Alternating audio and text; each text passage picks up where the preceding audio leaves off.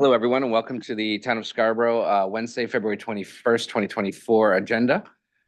This is a workshop for the Gorham Connected. And with us, we have members of the Maine Transportation Authority. I'd like to Maine Turnpike Authority. Thank you. Sorry. If you'd like to go around and just introduce yourself. Sure, I can start.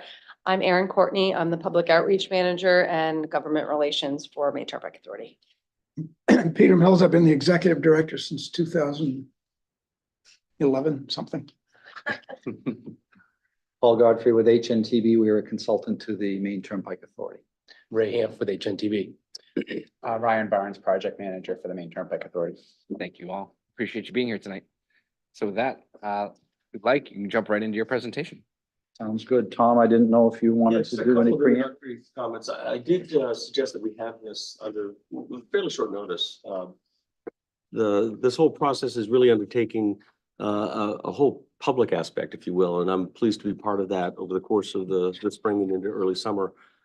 So this session is really kind of the first of that, a bit out of cycle and somewhat unexpected. But given the fact that nearly 2/3 or better of this new roadway exists within Scarborough, and there's been some recent coverage, I thought you'd be interested in learning more about the alignment, kind of where it is and why it's there, what sort of efforts have been undertaken to minimize impacts on property owners, and what sort of efforts have been taken to engage with property owners. So that was kind of the backdrop, but there is, decades of history associated with this project, and it remains to be seen if we get into all of that tonight. But you have assembled before you all the folks that have that intimate knowledge. So. Awesome. Well, thank you, Mr. Chair, members of the council. Appreciate the opportunity to present to you this evening. Do this in a few parts. I'm going to start and give you a bit of a brief project background. I'm sure most of you know about the project. Just want to make sure that for those that may not be as intimately familiar, we just give you some details just to refresh the memory. I'm going to spend a fair amount of time talking about the alignment, why we think it's been thoughtful in terms of its location, specifically where it's going, specifically where it's not going. So again, making sure that we're doing that. Speak about landowner engagement. Again, we know that there are folks who live in your community who could potentially be asking questions to you. So obviously looking to be as informative as we can, and also give you an update on the public process for the project that is starting very soon. Please interrupt us along the way. If you have questions, we'll pause at our break points just to see if there's any comments. So thank you for allowing us to present. I know you know your own backyard, but just most of what you will see today, we've oriented this way. This is essentially our study area. We're working essentially from the left-hand side of the slide at the southern end of the Gorham bypass along 114, all the way over to the Maine Turnpike and exit 45. So everything we're going to present to you today, we will present in this manner. So again, just wanted to orient you as to some of the materials that you're going to be seeing. So let's start. So there is a fair bit of project background here. As you are aware, the Maine Turnpike Authority is the lead agency to advance the Gorham Connector, roughly a 5-mile toll facility from the southern end of the Gorham bypass, working its way over to exit 45 at the Maine Turnpike. This road, if it comes forward, would be a toll road. So this is not a Maine DOT road. This would be a Maine Turnpike Authority road. It would be paid for by those who pay tolls if they choose to use it. The charge of this project is really to address decades of safety and mobility challenges, and I do mean decades. Images that are coming up on the screen are images that probably many of you are familiar with. This is an image near the overlap looking in the evening. It is common to see traffic backed up and crawling along the overlap, stretching all the way down to the intersection with Spring and County. In the morning, the opposite direction is folks trying to get into Portland. Traffic is backed up, from the overlap up to where the southerly end of the Gorham bypass is. So really, decades of safety and mobility challenges has been the primary charge of why we are here today and why the efforts have been what they've been moving forward. Maine Turnpike Authority is here because they've been asked by the 4 communities, Gorham, Westbrook, South Portland, and of course, obviously the town of Scarborough, to advance this project. You folks have multiple times signed a joint resolution asking the authority to advance this forward. The authority has also been asked multiple times by the legislature to not only study, but to evaluate the project as well. We believe the process and the evaluation has been thoughtful and rigorous. I worked on a study back in the early 2010s where we looked at a broad range of alternatives for this region. Really, and what we concluded was that there was a need for additional capacity. Our current analysis today, we look at a wide range of alternatives. We're looking at simply doing nothing. What if we widen the existing roads? What if a new road, came forward? The analysis and the information that you're going to see here today supports what we believe that a new road is the preferred alternative. Again, we're going to speak in detail about why we believe and the effort that's been to thoughtfully place the road, trying to avoid as many things as possible in getting from the southerly end of the Gorham bypass to here. You're going to hear this evening that there seems to be a lot of misconception. We are not going through Smiling Hill Farm. We're not impacting the hillside lumber. We're not going through any of the buildings. We're not impacting the business. We are not going through, Smiling Hill Farm. You will hear that in more detail later as well. And while we are gathering and analyzing information, we are essentially at the place in time where we're ready to come forward and share the information we have. And that's why the public process is going to be beginning soon. And we look forward to engaging with the public in large, as well as the municipalities through which this travels, to learn more about their thoughts regarding the project. Well, if I could just make a comment, I was personally involved really during my entire tenure, but starting in 2009, just one thing that I was really impressed with is that we're here tonight talking about the roadway piece, but before that, there was a whole land use discussion and the transit component equally important. And so we find ourselves now talking about the third leg of that stool, but those other elements were equally important. And part of a process, it was a process that I had never partaken in. And so it was, it kept me engaged and still does. If I could, I actually was engaged in this. I moved to Scarborough in 1988. And I started to be engaged in this around 1989, 1990. Because they were starting to look at what were they going to do with downtown Gorham. Had a lot of issues, and that's how you got that Gorham bypass and the rotary. And the Scarborough portion of it didn't get built at that time, but this has gone back a long time, just to let you guys know. So anyway. Well, and perfect setup. So what Tom had mentioned, what Jean Marie had mentioned. So we were fortunate to be part of a process that was called, up on the screen, the Gorham East-West Corridor Feasibility Study. And to Tom's point, while our charge was to evaluate, different options, different alternatives that could address the safety and mobility challenges that had been present in this area for many decades, the process wasn't around what is just simply the transportation solution. We've been always very mindful around making sure that we've looked at elements, important elements like transit, like land use, and how can they come together to, again, try to find the most optimal solution. So without going through all of the 150 some odd pages of the study, really the study that was completed and really what kind of began the process forward to where we are today is, the study that came forward, it did recommend that either the Turnpike Authority or DOT further evaluate the need for additional roadway capacity. That was one of the key findings of the study, was that there was a need for additional roadway capacity. The study did recommend that communities begin to take a specific look at looking at improved land use opportunities. And the study did recommend that transit providers work together to further evaluate and implement what we identified in the study as really some top tier improvements that could really help advance and promote, mode choice throughout the region.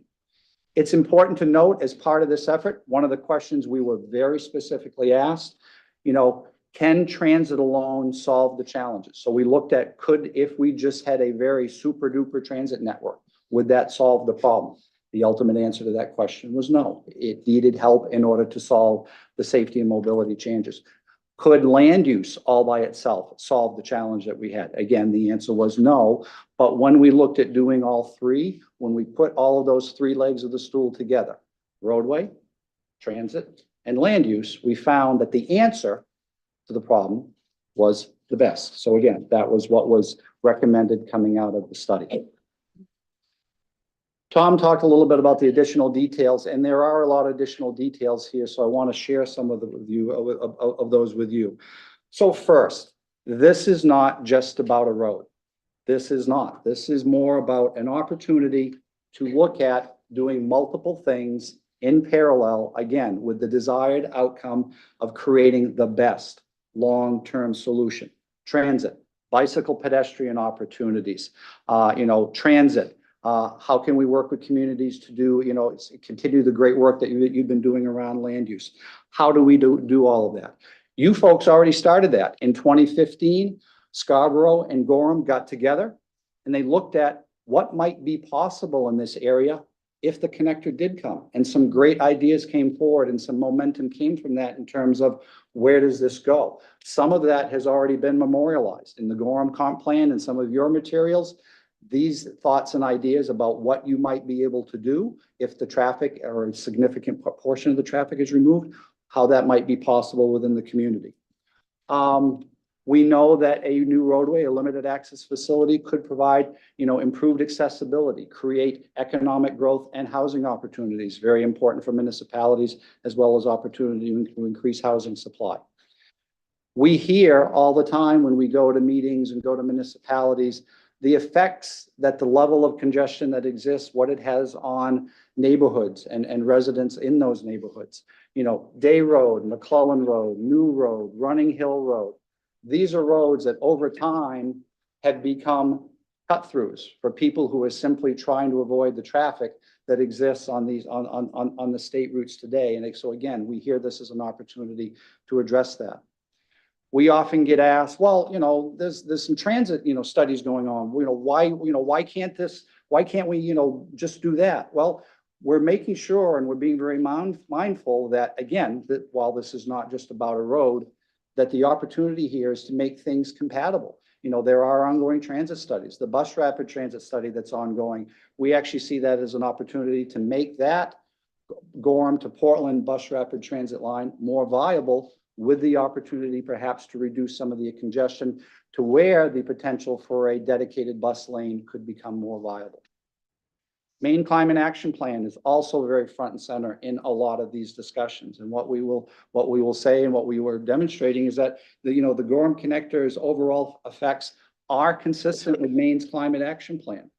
The goal of the plan is simple: reduce greenhouse gases, avoid inaction, create economic opportunity. That is the backbone of the Maine Climate Action Plan. The Gorham Connector itself, it's going to reduce what is probably one of the most during times when traffic is sitting, those are the times when air quality emissions are at their worst. So having an efficient transportation system does go towards helping with and improving greenhouse gases. We also know that the authority, as they've demonstrated in other projects, as they're looking to demonstrate here, they'll look to identify advanced strategies as part of this project, such as providing EV chargers to help accelerate that needed infrastructure to promote electric vehicle growth in the state. Funding more transit, which is something the authority has done for decades. Maine DOT is also a partner in this. They're actually looking at ways in which, if the connector comes, are there opportunities, say, for bus rapid transit along the connector, again, with the ultimate goal of reducing VMT. So, and ultimately, again, doing all of this while we try to minimize land use impacts, which is also very appropriate. So bottom line for all of you in this project background, the Gorham Connector is not just a road. It's not, but an opportunity to create a long-lasting solution that will provide a broad range of benefits, not only to the users, but to the municipalities and the residents through which it travels. So pause there, see if there's any questions regarding some of the project background. Yes, sir. I had a question. It's been a couple of years, but when was the last time you were here presenting to the council? Don, that's a great question. I believe we signed another MOA in 2022. Yep, What's that? November 20. I think it was either 21 or 22. Yep. That sounds right. So I don't remember a lot about the meeting, but I remember some sort of, wind up. So what's really changed? Could you like summarize what's changed in that time? So as you might anticipate, before you can just say, let's go out and do this, there needs to be a lot of information and to be gathered, assembled, analyzed, and provided. So literally for the better part of 3.5 years, the authority, working with the municipalities, working with DOT, we've been gathering information. We've done an alternatives analysis because our first fork in the road is to validate and confirm that is a new road the best opportunity? Why not just widen the existing road? So for the better part of a year or more, we went through a broad range of alternatives analysis to determine that, in fact, with all things being considered, the new road was the better opportunity. Now we're in the process of assembling documentation that would be required that when the authority looks to submit a permit to the Army Corps of Engineers, they're the lead agency, that we have proper documentation. All of the questions that you may have, that others may have, it's going to be necessary and needed to have that as part of the documentation so that information is provided. So let me just ask one quick follow-up. So is the Army Corps really sort of like the lead federal agency that's working with it on it? They are, and the reason why it's the Army Corps is the Turnpike Authority does not, there will be no federal funds used on this project. So that's why the Army Corps is the lead agency in this circumstance. So what waterways are involved then that they would be? There's no waterways involved with the Army Corps this time? There's no dredging involved or anything? No. We've Yep. heard a lot about the Army Corps mainly because of dredging. So- Yes, no judging, no judging. There's no- Wetlands and stuff. The Canal scope or of the, something. the scope of the Army Corps is quite broad and it has nothing to do with dredging, but they are the federal authority from a regulatory point of view. Someone's got to be the lead sled dog, right? So, yeah. Yes. I think the single biggest thing that's changed since we met last is the alignment's been finalized. Right. So again, what you're going to see this evening, what you probably started to see in some of the recent communication is the fact that, we're now in a place where we have a level of confidence of sharing an alignment that we're asking folks to consider and to look at and ask questions around. So yes, there's been a lot of effort in getting there because there's been a lot of things to contemplate. And again, how we've arrived at where we are today. Thank you. And you've already secured some of the land? That is correct. I don't want to usurp Ryan's presentation, but we'll talk about how much of it Sorry. has been secured. I can say, because we've been very, Peter has been a one-man, on a mission going out and talking with all of the landowners. That's been very helpful. Because again, a lot of times, some of the concerns we get around similar type projects, I didn't know about this. Where did this come from? Why are you having this? And again, observing Peter at his best is simply just watching him go and talk with folks, explaining why why they're there, why the authority's there, and giving them an update on, where they're at in the process. Okay. All right, right. Excellent. So with that, teeing that up, the preferred alignment. In an so We like the best. I'm sorry. Yeah, just English on. a good way that Peter put it is, We'd like the road to go. Yes. Thank you. Yep. in an ideal world, we would look to connect the point A to point B, meaning connecting from the roundabout at the end of the Gorham bypass to the turnpike in the shortest route possible. But as you folks all know, there's a lot of constraints in this area. It's a very well developed in terms of residential, commercial area. Things like the Hamlet community at the town line between Scarborough and Westbrook, the Wasampsie Springs, Smiling Hill Farm, Eco Maine. Those are all constraints that we would look to try to avoid or skirt as best as we possibly can. The further challenge is you layer that on with the magnitude of water-based resources, wetlands, streams, rivers, and it's the Turnpike Authority and team's obligation that we've got to avoid and minimize impacts to both community resources, but also environmental resources to the maximum extent practical. And so it is truly like threading a needle here in terms of trying to get this corridor through this area to be able to provide the facility. If I didn't say it before, the facility that we're proposing is a 4-lane divided controlled access style highway. 2 interchange points. So there's a proposed interchange at where the connector would cross County Road. And there's a potential interchange at adjacent to Running Hill Road. And that access point would provide access, I'll say, to the backside of the mall area, you know, as you traverse into the backside of the mall. So going to an image is focusing on your folks' community, so zooming in on those style graphics to Scarborough. You know, at the top of the screen, at the town line is that manufactured home community. You got Saco Street where Wazomski Springs is. Right in the middle of the screen is straddling the town line is Smiling Hill Farm. Eco Main is the big field area. We're talking here, this area here that straddles South Portland and Scarborough. We've looked at multiple different versions of alignment. Multiple is probably an understatement, I think Peter would say. We've been trying to move or wiggle the alignment through these constraints. We've looked at shifting, I'll say, further west over here. But then that means you're going over here and getting potentially into more of the residential community off of Saco Street.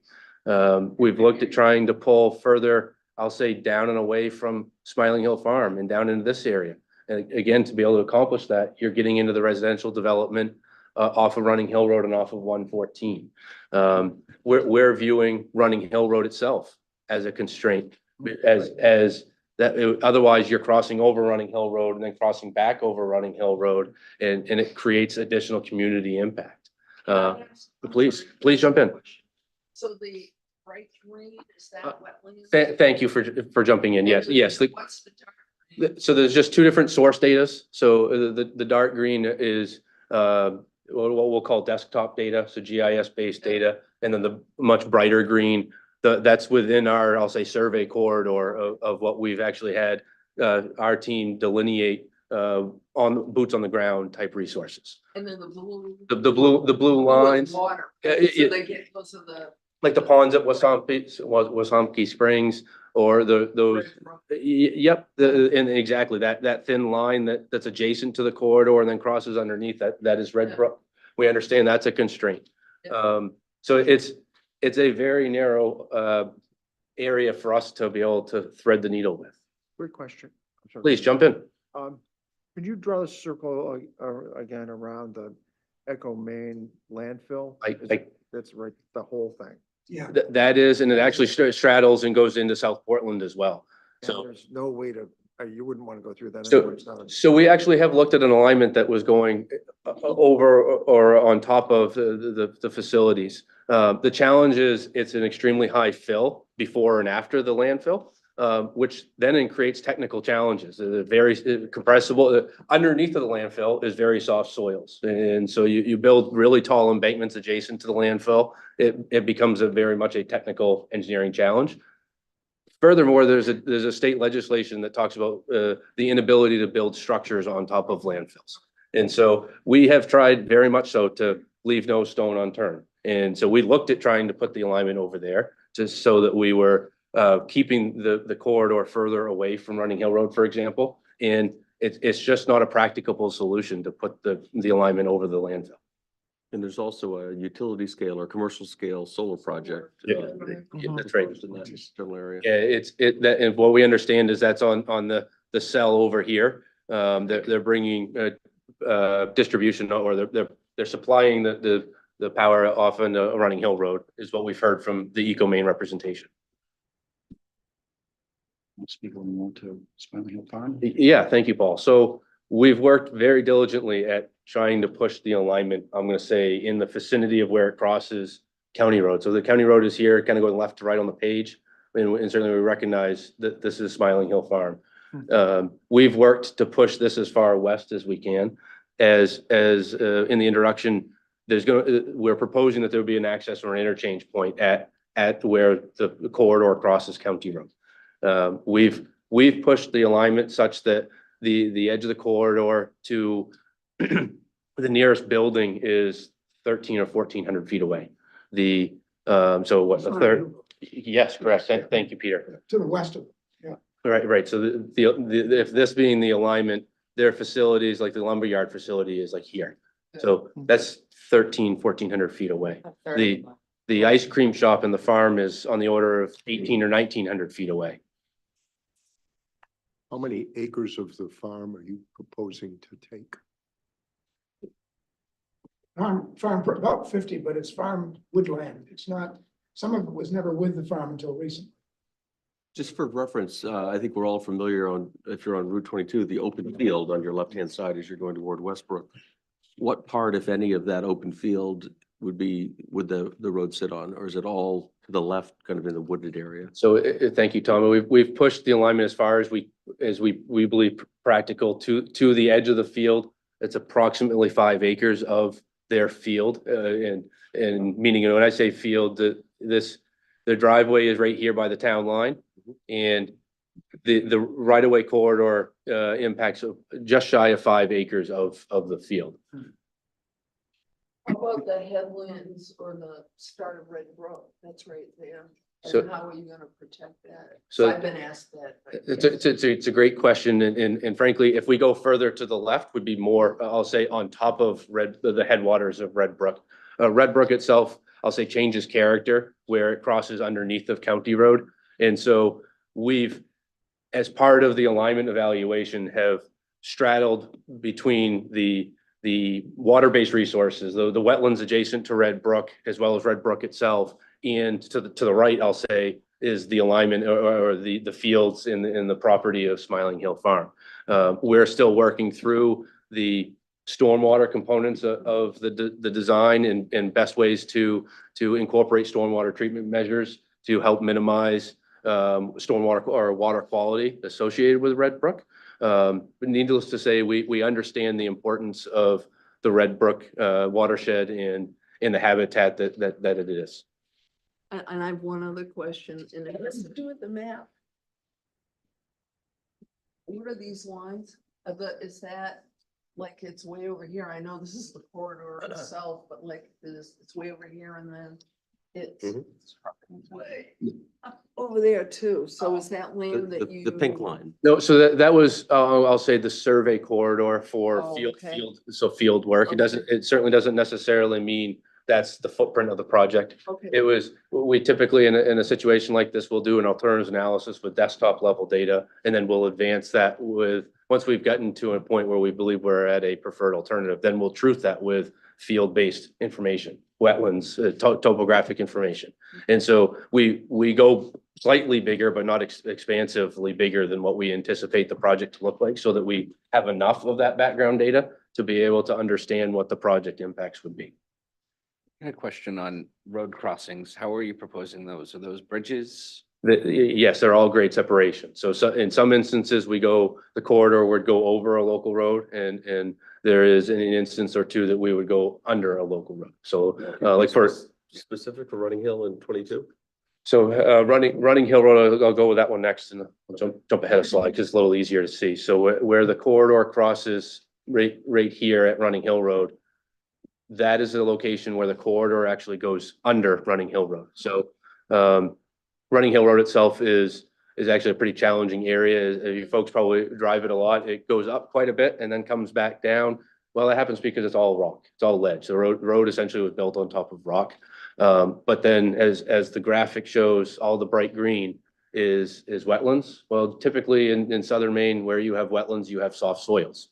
And so it's a balance of trying to find how we cross through one local road, but then also provide, if there is a potential interchange in this location to provide access to Running Hill Road, the connector has to go either over or under that access road for the interchange. So it's playing with grades both one way or the other to see. Running Hill, so again, Running Hill, the main line would go under Running Hill Road, and then at County Road back here, where it's the inverse. Main line would go up and over County Road. And in this instance, to Gene, your question about Red Brook, this is an area where we're proposing a structure that is larger than we normally would to span over Red Brook. So instead of it being a relatively short structure that is focused solely on on going over the local road, we're making it longer and more expansive so that we minimize the direct impact to Red Brook. Now, when you say you're going under Running Hill Road, are So it you're would not be digging a tunnel per se, right? Because we kind of are. We're cutting through that and then putting a bridge over. I keep trying to visualize every time I go over it. Well, if Don't you, worry. as you're exiting Target, you look up the hill and you Right. obviously can see. Right. So again, if you can imagine a roadway going up there, it's actually easier for us to go through the ledge and go underneath Running Hill Road. Interesting. The grade would be so much steeper if we tried to go up and over Running Hill Yeah. Road. It would be very. Oh, yeah, it that would be very grade's steep. crazy there. Huh. One more question. Did you assess the impact of noise and light as a result of this road? Yep. You want to step? Yeah, so one of the things we do is we look at, again, Maine Turnpike Authority has a noise policy, and any time we're doing any type of these projects, we take a look at what potential impacts or effects might be. We do not believe at this time that any of this will require a noise barrier. But as part of our documentation that we mentioned before, we have to note why we believe that and the information that is used to support that. You can come to my house anytime and listen to noise on 114. Okay. Opportunity every other week. Well, come on, stop in. So will this alleviate backups completely, or will it just shift them to different areas? So someone's got to get in the connector somehow. So how does that, do you want to speak to that?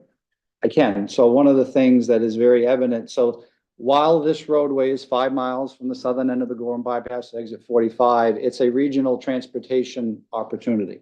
One of the things that we see is that if this road is constructed, most of all of the other roads that travel east, west, and north, south within this region experience a reduction in traffic. So for example, the overlap, our favorite road that is always seemingly full, we're looking at reductions in traffic, 30, 35, 40%. So significant reductions there. Routes 25, Route 22, Route 114, 25% reduction in traffic. Again, the opportunity that we see as a benefit here is you are taking traffic that is trying to go from the west over to the Portland, South Portland area, and putting it on a facility that is designed to carry it safely and efficiently.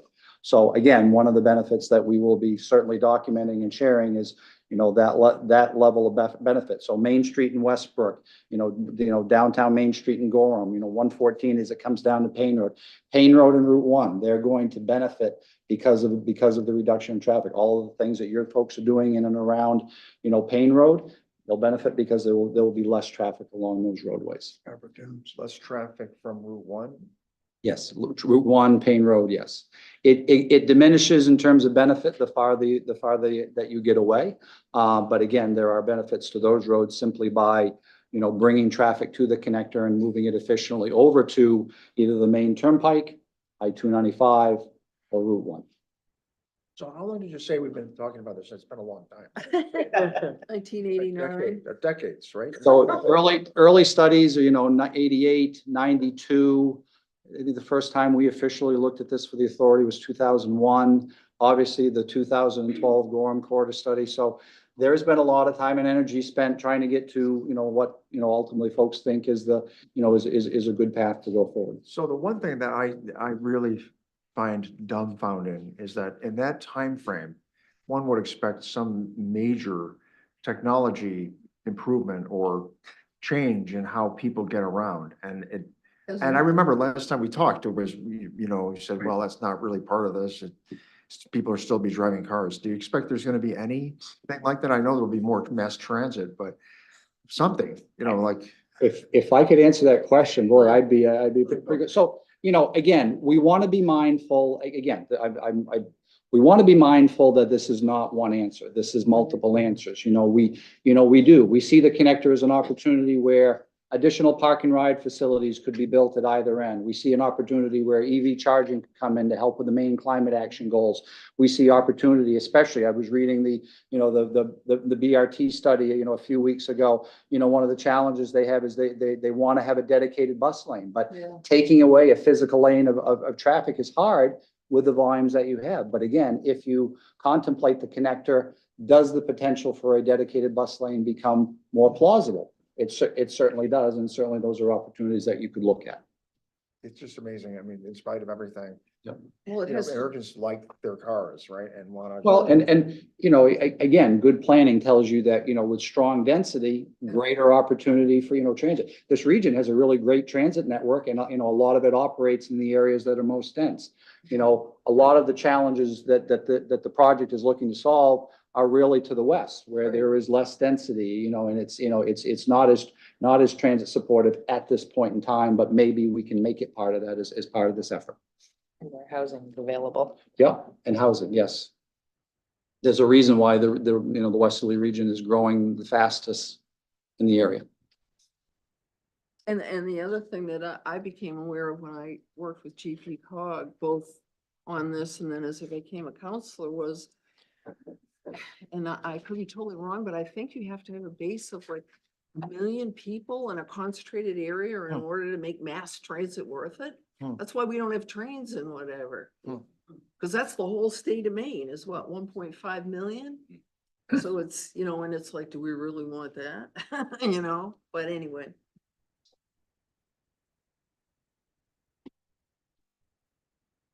Other questions or interjections on the alignment? I'm sorry, No, Please, keep going. please. the tolls. Yes. Now, we know that Maine people do not like to pay to drive. Mhm.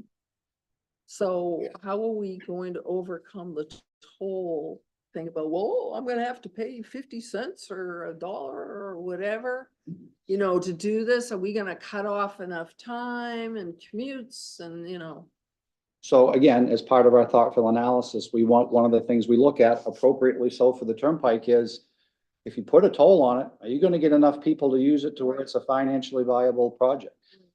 To your point, Jean Marie, one of the strong benefits that we see is, for example, this road could save somebody, it could cut their commute time in half. yeah. And the value of that time to somebody is significant. So, and while no toll rate has been set yet, we anticipate that the toll rate would be very consistent with what the authority charges and the locations. The travel time savings benefit is significant. Another benefit that I think is also noteworthy is if you choose not to pay a toll, and some may not, one of the benefits is other roadways are going to become more efficient. So, even if you choose not to pay whatever the toll is, other roads, 25, 22, 114, will gain some efficiency and therefore will benefit all users who are traveling east-west in the region. And I'm assuming, and I know what assume means, you gotta be careful with that word. I'm looking at Angela sitting back there. That as a town, in the town of Scarborough, we could also do you could lower speed limits or whatever on like the 114 and the Holmes, because Holmes Road's an issue too. Heading west, or do something so that it makes it more palatable to take the toll road as opposed to going 35 on 114, although that's a DOT road, so that would be a different. But anyway. You can tell I've been thinking about this for a long.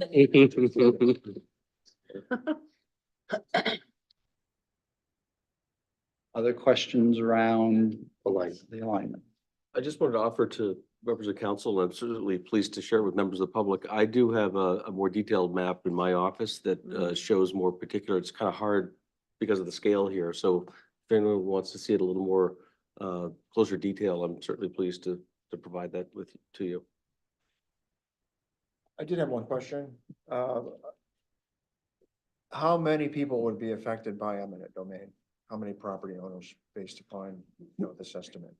I can predict that, I don't think we'll be using eminent domain. We've At all? used it once already. I got into tell you the story sometime. Look forward to that. Not here, but no, we've had extremely communications, discussions, kitchen table discussions with everybody along the road who could possibly have real estate at issue. In some cases, all we need is a strip off the back of the Right. lot, and we don't need the house, obviously. There are other people where I've just, first knock I've had on the door, I will say, you're gonna be mad at me if I tell you that in 4 years we're coming through here. We need to come through here with bulldozers, and one woman says, well, are you gonna pay us? I said, Yeah. oh my God, yes. And that just started the conversation, and that we've had fairly candid discussions with people where we know the house may have to go. There are probably 4 or 5 more of those that we haven't already, we've bought several houses already. That's encouraging. I think there may be as many as 4 or 5 that need to be bought, but we've had very good discussions with each of them. And we've told them, look, we can't start construction on this till we get a permit. The permit process alone takes a couple years. So we're not talking about immediate, but let us get your house appraised. Mm. Then let's talk about value. Let's talk about your options, given the amount of money that might be at stake. Those are the kinds of discussions we've had. And we're not rushing anybody. We don't have to rush anybody. So would, in a case like that, I don't want to go down, Yeah, too sorry. deep on this, but is the impression I've had, at least from what little exposure we've had to eminent domain, we've had actually a fair amount of that in the past, year or so. Do you have the authority or the ability or flexibility to kind of do more than just a standard, here's the number, in terms of here's the fair market value number with eminent domain? Is that kind of what you're talking about? You would negotiate? We have to use the appraisal as Yeah. a starting point. Yeah. There may be other factors like the severance damages sometimes. For instance, if you take somebody's backyard, you say, well, on a per acre basis, it's worth X, but what has it done to the house? Right. They are entitled to make that claim, and we honor that. So that we're not stuck to a formula like that. And to Peter's point around, getting a permit. So one of the things I want to make sure is very clear is, again, we've been very thoughtful in where we are to date. To date is not over. We know we're going to be engaging with the public. We know that there will be thoughts, ideas, and opinions. Our job is to listen to them. Our job is to absorb them. We've always learned something on every project that we've come in that in some way, shape, or form has helped make the project better.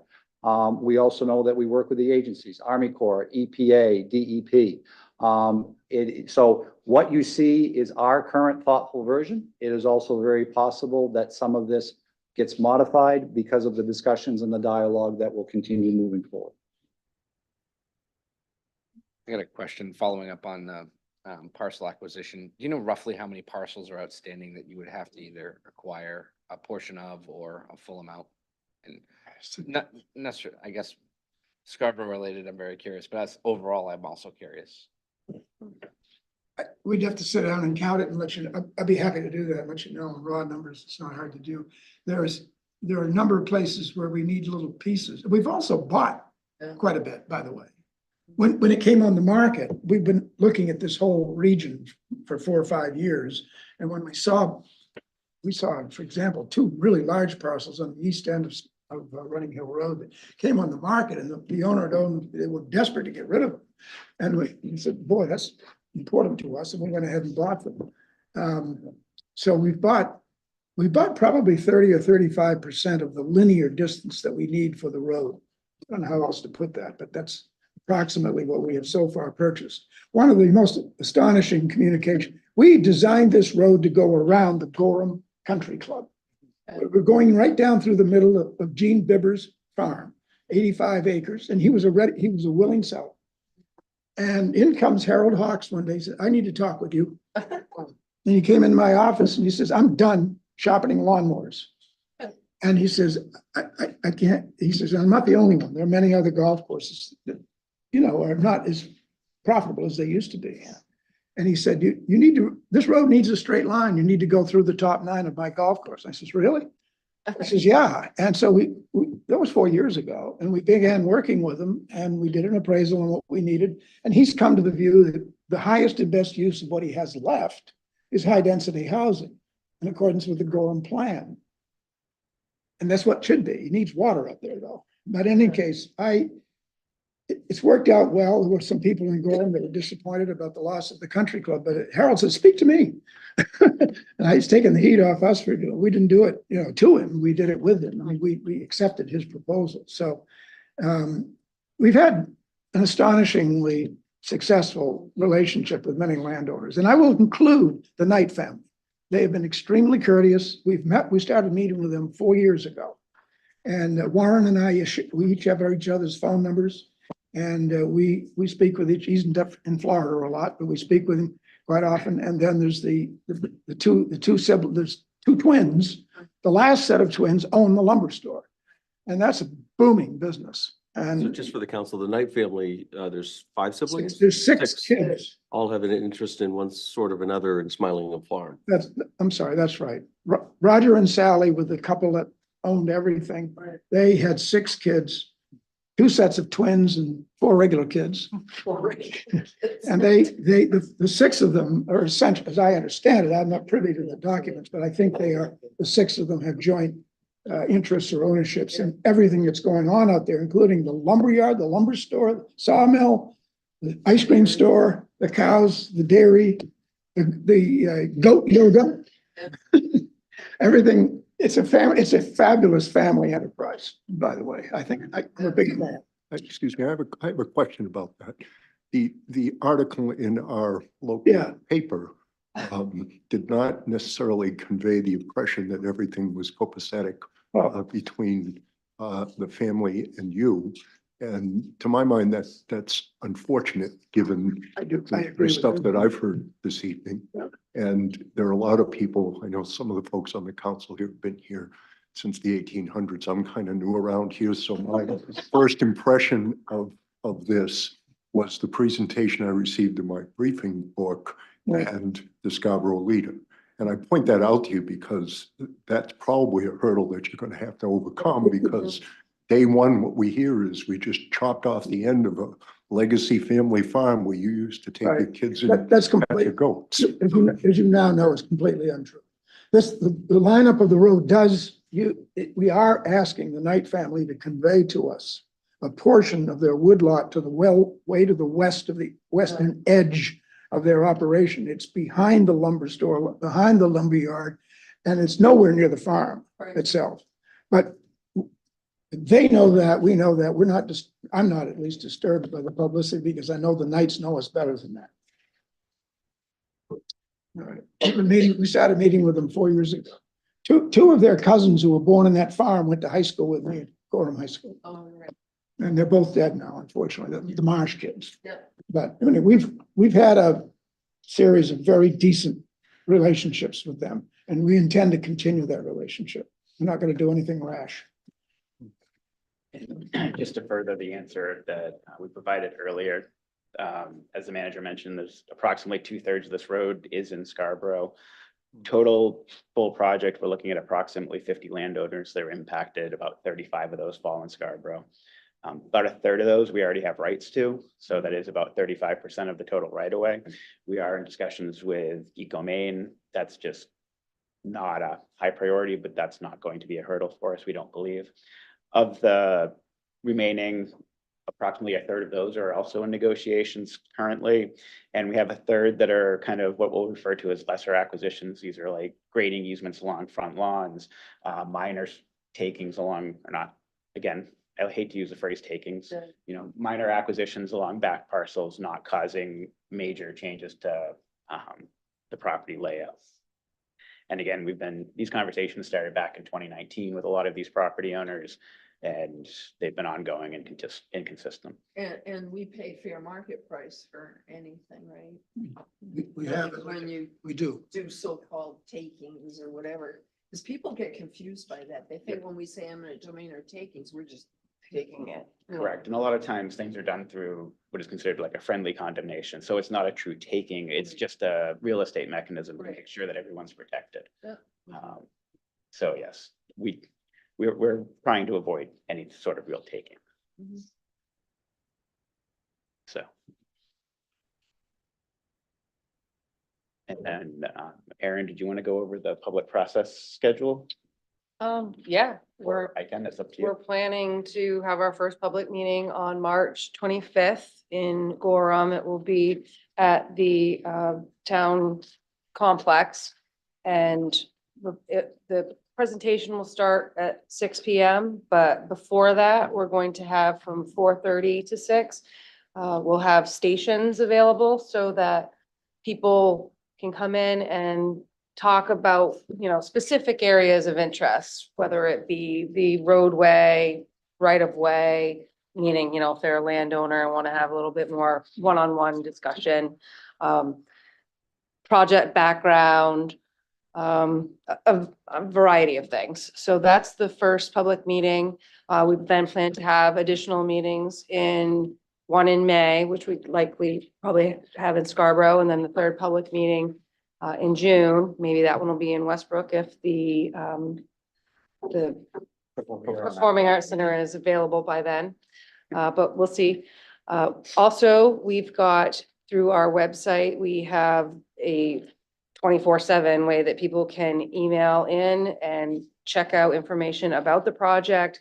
If anybody is interested, they can sign up for updates. So if we, when we put something in that says first public meeting, Gorham, if they're signed up to get the updates, they'll get an alert that that's when it's going to happen.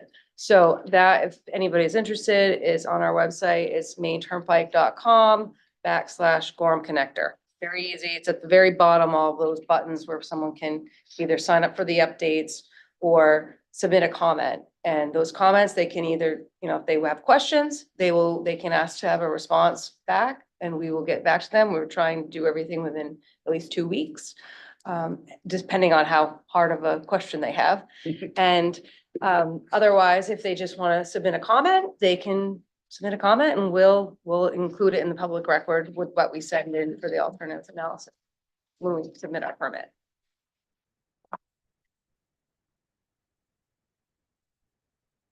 Any other questions from the council?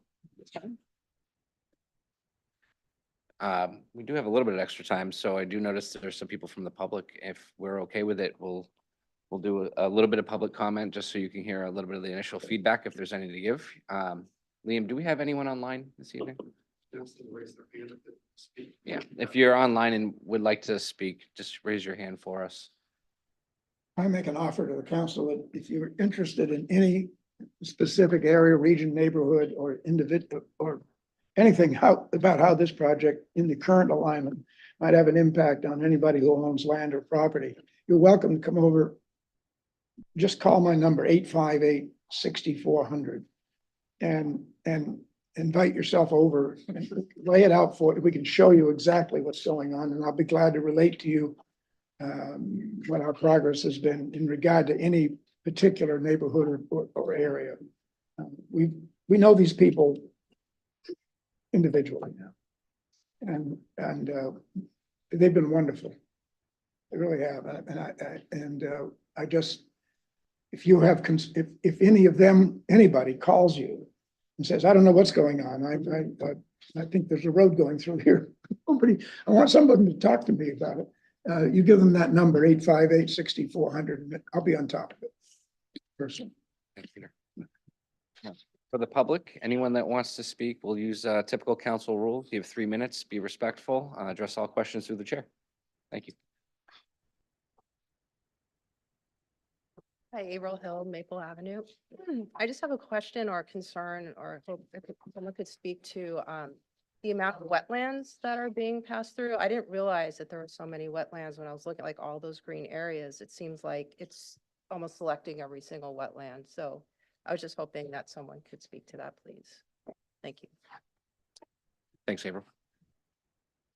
So happy to offer an initial response. So one of the challenges that this project presents is that most of this area is wet. So, early on in our discussions with Army Corps and EPA, it's like, well, why don't we just slide over here? Well, over here is wet too. That doesn't mean that we're not trying to be mindful about how much wetland is potentially being impacted as part of the project. So we know we do not have a final number yet. Again, we're still working through the details. but we have been in discussions with the Army Corps and DEP about, depending upon the level of impact, mitigation opportunities. Again, the opportunity to make the ultimate answer better than when the current situation. So there is going to be opportunity to look at potential mitigation depending upon the level of, you know, wetland impact that occurs. There's also, in the process of acquiring real estate, there's several situations where we're probably going to be buying voluntarily from people who are voluntarily selling fairly large tracts of land that have wetlands. And if, one of the things we may wind up doing is offering up as part of the mitigation, a fair amount of ground that is in the category of preservation of existing wetlands and open land, particularly in Gorham. There's several sites that, one of them we already own and another one we're negotiating for. But there is some significant, very interesting open land in this region that actually deserves to be preserved and kept. And that is part of what we may be doing as we acquire real estate. We've already acquired some of that. Just a comment, maybe a bit of criticism. The graphic, this one I'm looking at here, seems to suggest, by just my casual observation, it appears as though you're almost connecting the road, aligning it through wetlands purposely. Right. Where I think it's misleading in that, and I think Ray spoke to it earlier, is that within that area, you've actually done boots on the ground, wetland delineation, so you have a high degree of confidence in that light green. The darker green is what's commonly available. Probably, I don't know if that's a conservative estimate or, my simple point is there's a lot more wetlands that are in this area than this graphic suggests. Right, and we're not able to show it as accurately as we do in the corridor because we've surveyed in the corridor. And, but again, generally what we are finding is most of this area is wet. The other thing I'll just relate, because this has been a point of great discussion, you know, among the municipalities, really looking to reduce and minimize any wetland impacts. I assure you, or what I came to appreciate is Army Corps is equally interested and in fact demanding that the final alignment minimizes impact as best as, what's the word, to the greatest extent practical. Yeah, what is correct. And again, to you, but that's a great point, Tom, because again, some of the discussions we've had with Army Corps, well, why don't we go closer to Smiling Hill Farm so we can get out of some of the wetlands? And we're like, well, no, you know, again, we understand life is a balance. And again, at the end, we don't have the final say. You know, we're trying to look at everything, you know, people, places, you know, resources, and trying to create a path that is reasonable. You know, like we had a conversation with the EPA and who also has a voice in this, and the Army Corps, and we're all there. And somebody from EPA says, well, this looks good right here. And he's pointing right to the hayfield for Army Corps, for Smiling Hill. Yeah. And the Army Corps guy says, that's Smiling Hill Farm. We're not going there. Just ended the conversation. The other thing I'll just mention is that from our part, we know there'll be wetland impacts. We know there'll be required offsets. And you know, I think there's a tremendous opportunity to have some, if not most of those offsets immediately in the watershed in the area. That is what they are. That is what the requirement will be. If you're going to need to do something, whether it's mitigation, preservation, it's going to be in the immediate watershed area. The Larrabee Farms project is within a stone's throw, so to speak. We're very interested in. Yep. Mr. Pritchard, welcome. Jim Pritchard, Maple Ave. Question I have, traffic coming from the rotary at 114 in Gorham, headed toward 45. Yep. Once they get to 45, will they continue north and take the connector to 295 to go to Portland? Yes. They can. Can. They can. Yeah, so the idea, Mr. Bridget, is that the roadway will, can you get me to a slide there, right? Yep, yep. So the idea, Mr. Bridget, is we would be connecting directly to exit 45. So at that point, you could either stay on the connector, go along what we call 703, which goes all the way out to Route 1, or you could get on the turnpike and go north and south, or you could go over to 295. So that connection point will get you to all three of those locations. With your study, did it take into consideration where traffic coming off Route 1 headed north to Portland, where it merges into 295 in the morning, that's backed up half, 3/4 of a mile. If we're gonna be adding that additional traffic on that piece, it's gonna back up even more. Part of this project, again, not just the road, part of this is also looking at what other improvements would need to be made, because you can't just fix something and then drop a problem someplace else. So Yeah. part of this, Mr. Pritchard, is also addressing those other improvements that would be needed so that the end result is making sure everything is safe and efficient. So yes, the answer to your question is yes. Thank you. Thank you, Mr. Pritchard. Any other public comments? Still nothing online, Liam? Online. Okay. So Charles? Hey, Charles, can you hear us?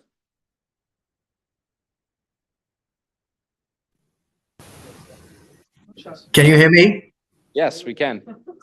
Okay, good, thank you. I am generally in favor of what you're talking about. It's a very thoughtful process and a thoughtful plan. And I have a few concerns. Primarily that being climate change. I'm a climate activist and have been for 20 years. And I'm quite aware that the pace of climate change is increasing. It's faster than we expected. And very, very high probability that the Maine won't wait plan isn't keeping pace. I mean, it's just a fact. It's not keeping pace. So we are measuring ourselves on the basis of that. So what I'm getting at is that in this project or any project that planners undertake from this point on, I think that the climate impact has to be a very high priority. And if that means that such a project as this should prioritize transit, perhaps a dedicated transit lane. I know that Smart Growth is interested in trains. And I don't know how feasible that is, and I think that they're thinking of that as in addition to this. But anyway, you get my point. I hope that whatever you do takes that into consideration, because we are clearly in trouble. Thank you, Charles. Any other public comment?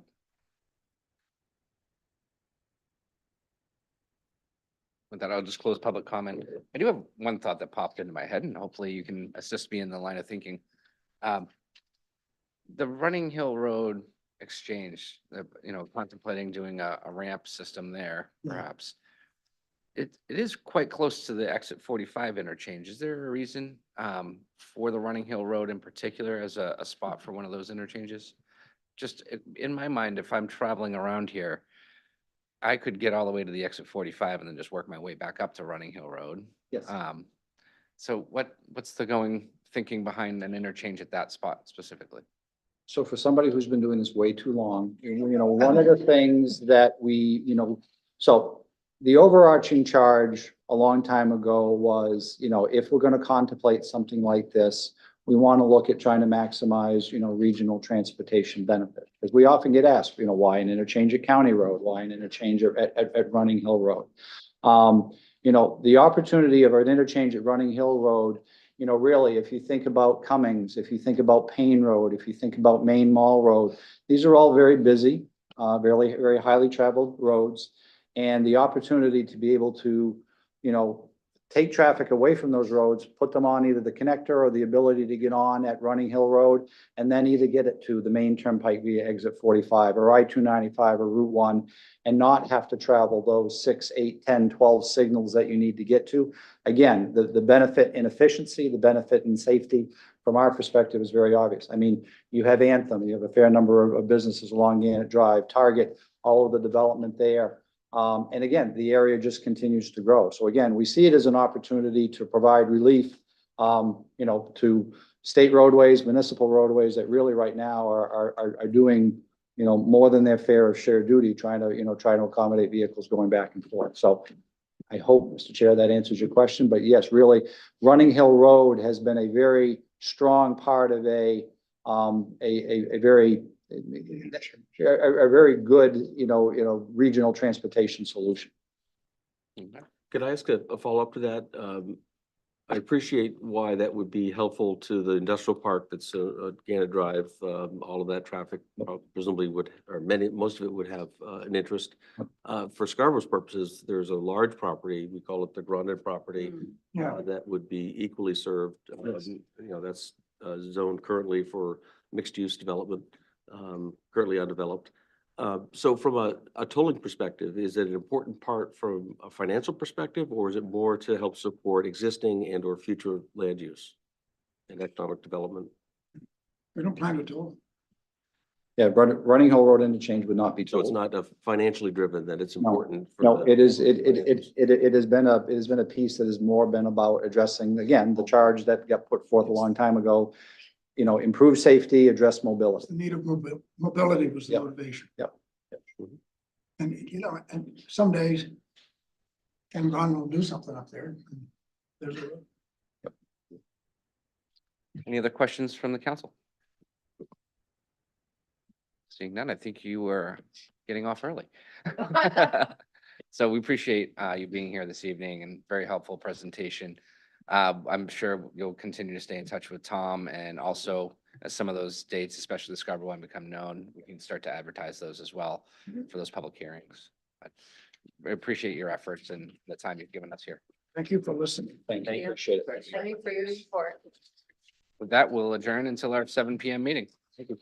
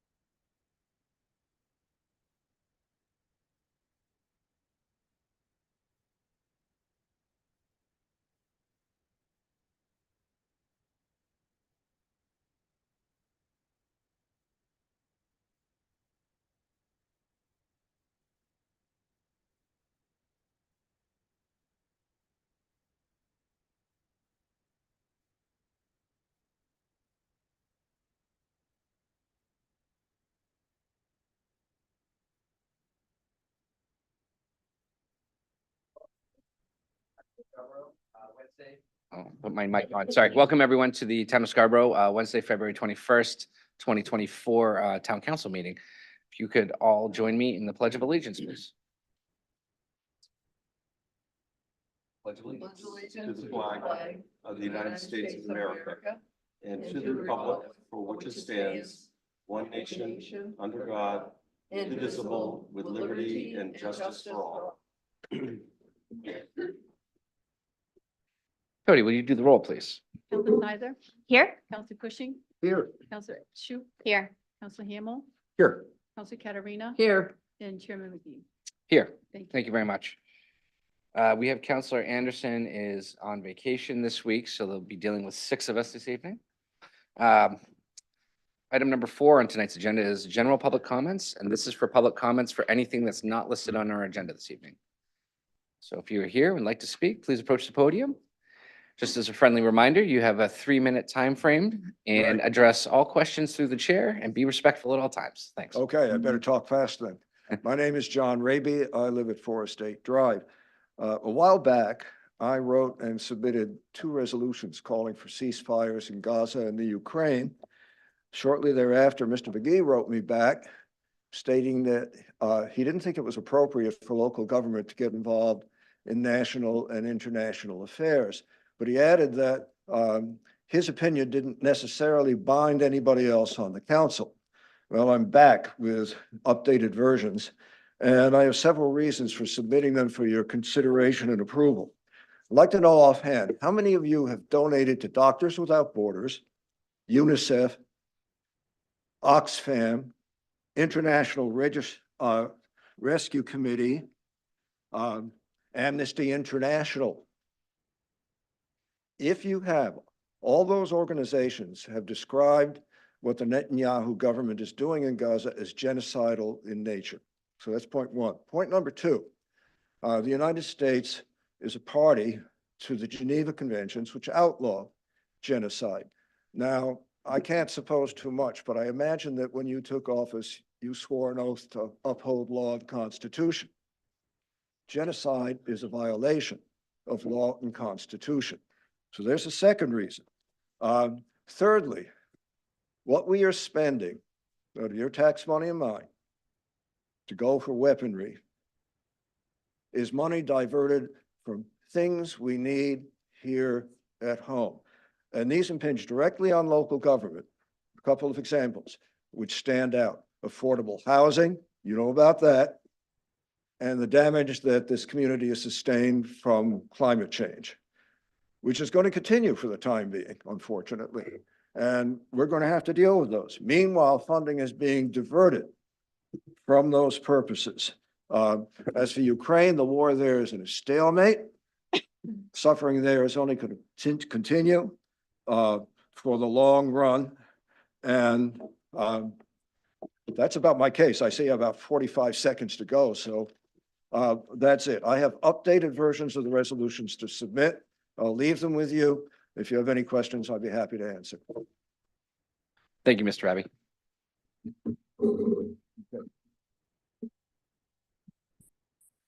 Any other public comment this evening? We have Yeah. one online, and also Counselor Anderson is joining us remotely, just FYI. He just can't help himself.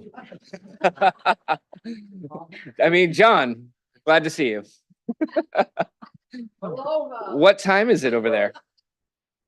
It's, what time is it? 2 o'clock? Okay, Beach time. that's beat, yeah.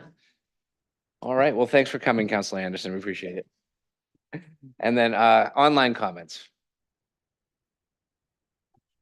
Albert, you should be able to speak. Yes, can you hear me? You can. Yes, we can. Thank you, Albert. For giving me the opportunity to speak tonight. I have a little speech here I wanted to read about the First Amendment. When the city government. Albert, before you jump into it, can we just get your last name and your address, please, for the record? Yeah, Albert Fish, Route 1. Thank you. All right. When the city government cuts off unpopular speech, they are setting up the city to be sued and held financially liable for First Amendment violations. A man in Los Angeles was awarded $215,000 for having his right to address the council cut off while wearing a KKK robe. Hopefully, these lawsuits will force city governments to honor the rights of the people, regardless if you like the opinions of the public or not. You must let them share their statements. The Supreme Court has ruled that there are no hate speech exemptions to the First Amendment. A public forum cannot cut off speech that is offensive, hateful, racist, etc., as long as the comments are legal and non-threatening. You must let them have a voice. Restricting free speech is a dangerous path. Without the option, how else do you expect people to address their grievances? Doing so is a serious offense and a disservice to the oath you took to benefit the city. I encourage everyone who's had their ability to peacefully exercise their First Amendment cut off to file a lawsuit against the city. I've contacted legal counsel and will not stand for censoring legal speech. Just because a bunch of anti-American Jews want to silence the truth doesn't mean we will stay quiet. Sorry, folks, for that. Not appropriate. Don't need to hear it. Thanks. Any other public comment?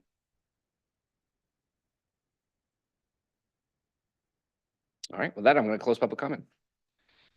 Next item on our business this evening is minutes.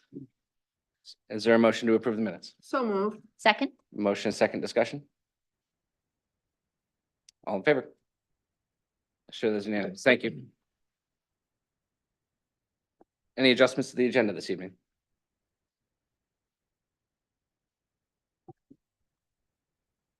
Item number 7, treasurer's warrants. Those were signed earlier this evening and turned over to the town clerk. Item number 8, town manager's report. Thank you, Mr. Chairman. I'm a bit hoarse tonight, so I will try to make my best to provide a kind of a quick overview. As regards storm damage, we really don't have much of an update. We're still awaiting the FEMA federal designation for those 2 events, which have incidentally been combined, those 2 January events, which is very good news for us. We continue to work to refine those cost estimates to repair the different infrastructure. I had a conversation with the finance director today, just making arrangements at some point, and in some cases fairly soon, we'll have to start expending money. Ideally, I'd love to have that declaration in hand and know that there will be costs covered. But there are certain improvements that as the weather gets better and folks are frequenting the beach areas, that I suspect we'll be forced to make. So we're looking at all the kind of the budgetary implications, if you will, and we'll report further, probably initially through the finance committee. The FEMA flood maps, as council's aware, and I think hopefully the general public as well, the new maps were issued back on December 20th, late last year. That will require the town to update its floodplain management ordinance. We have to do that by mid-June or so this year, and I know the planning director and her staff have a schedule all mapped out. Part of that is predicated, I believe, on a workshop that the council will have on March 20th. We intend to have Sue Baker, who's the state, leads the state in floodplain management, I think really the state resource, to help us understand what that means for us and our residents. In the meantime, we are hosting some limited basic information on our website and directing folks to other resources if they have questions. With respect to the school building project, and perhaps others will respond further, but very pleased to report that the large committee, 72, I think, in size, was very efficient. They elected their leadership at their last meeting. At this point, the community survey that's specific to the school project, I believe, has been finalized and is in the hands of our contractor consultant at this point. And the next meeting is next Monday. As far as I am aware, this committee intends to meet every Monday, 6 to 9 or so. And in almost all cases, we'll be meeting at the public safety classroom. And I'll be interested to see kind of the logistics of handling a group this size and being able to have productive sessions. I'm sure we will.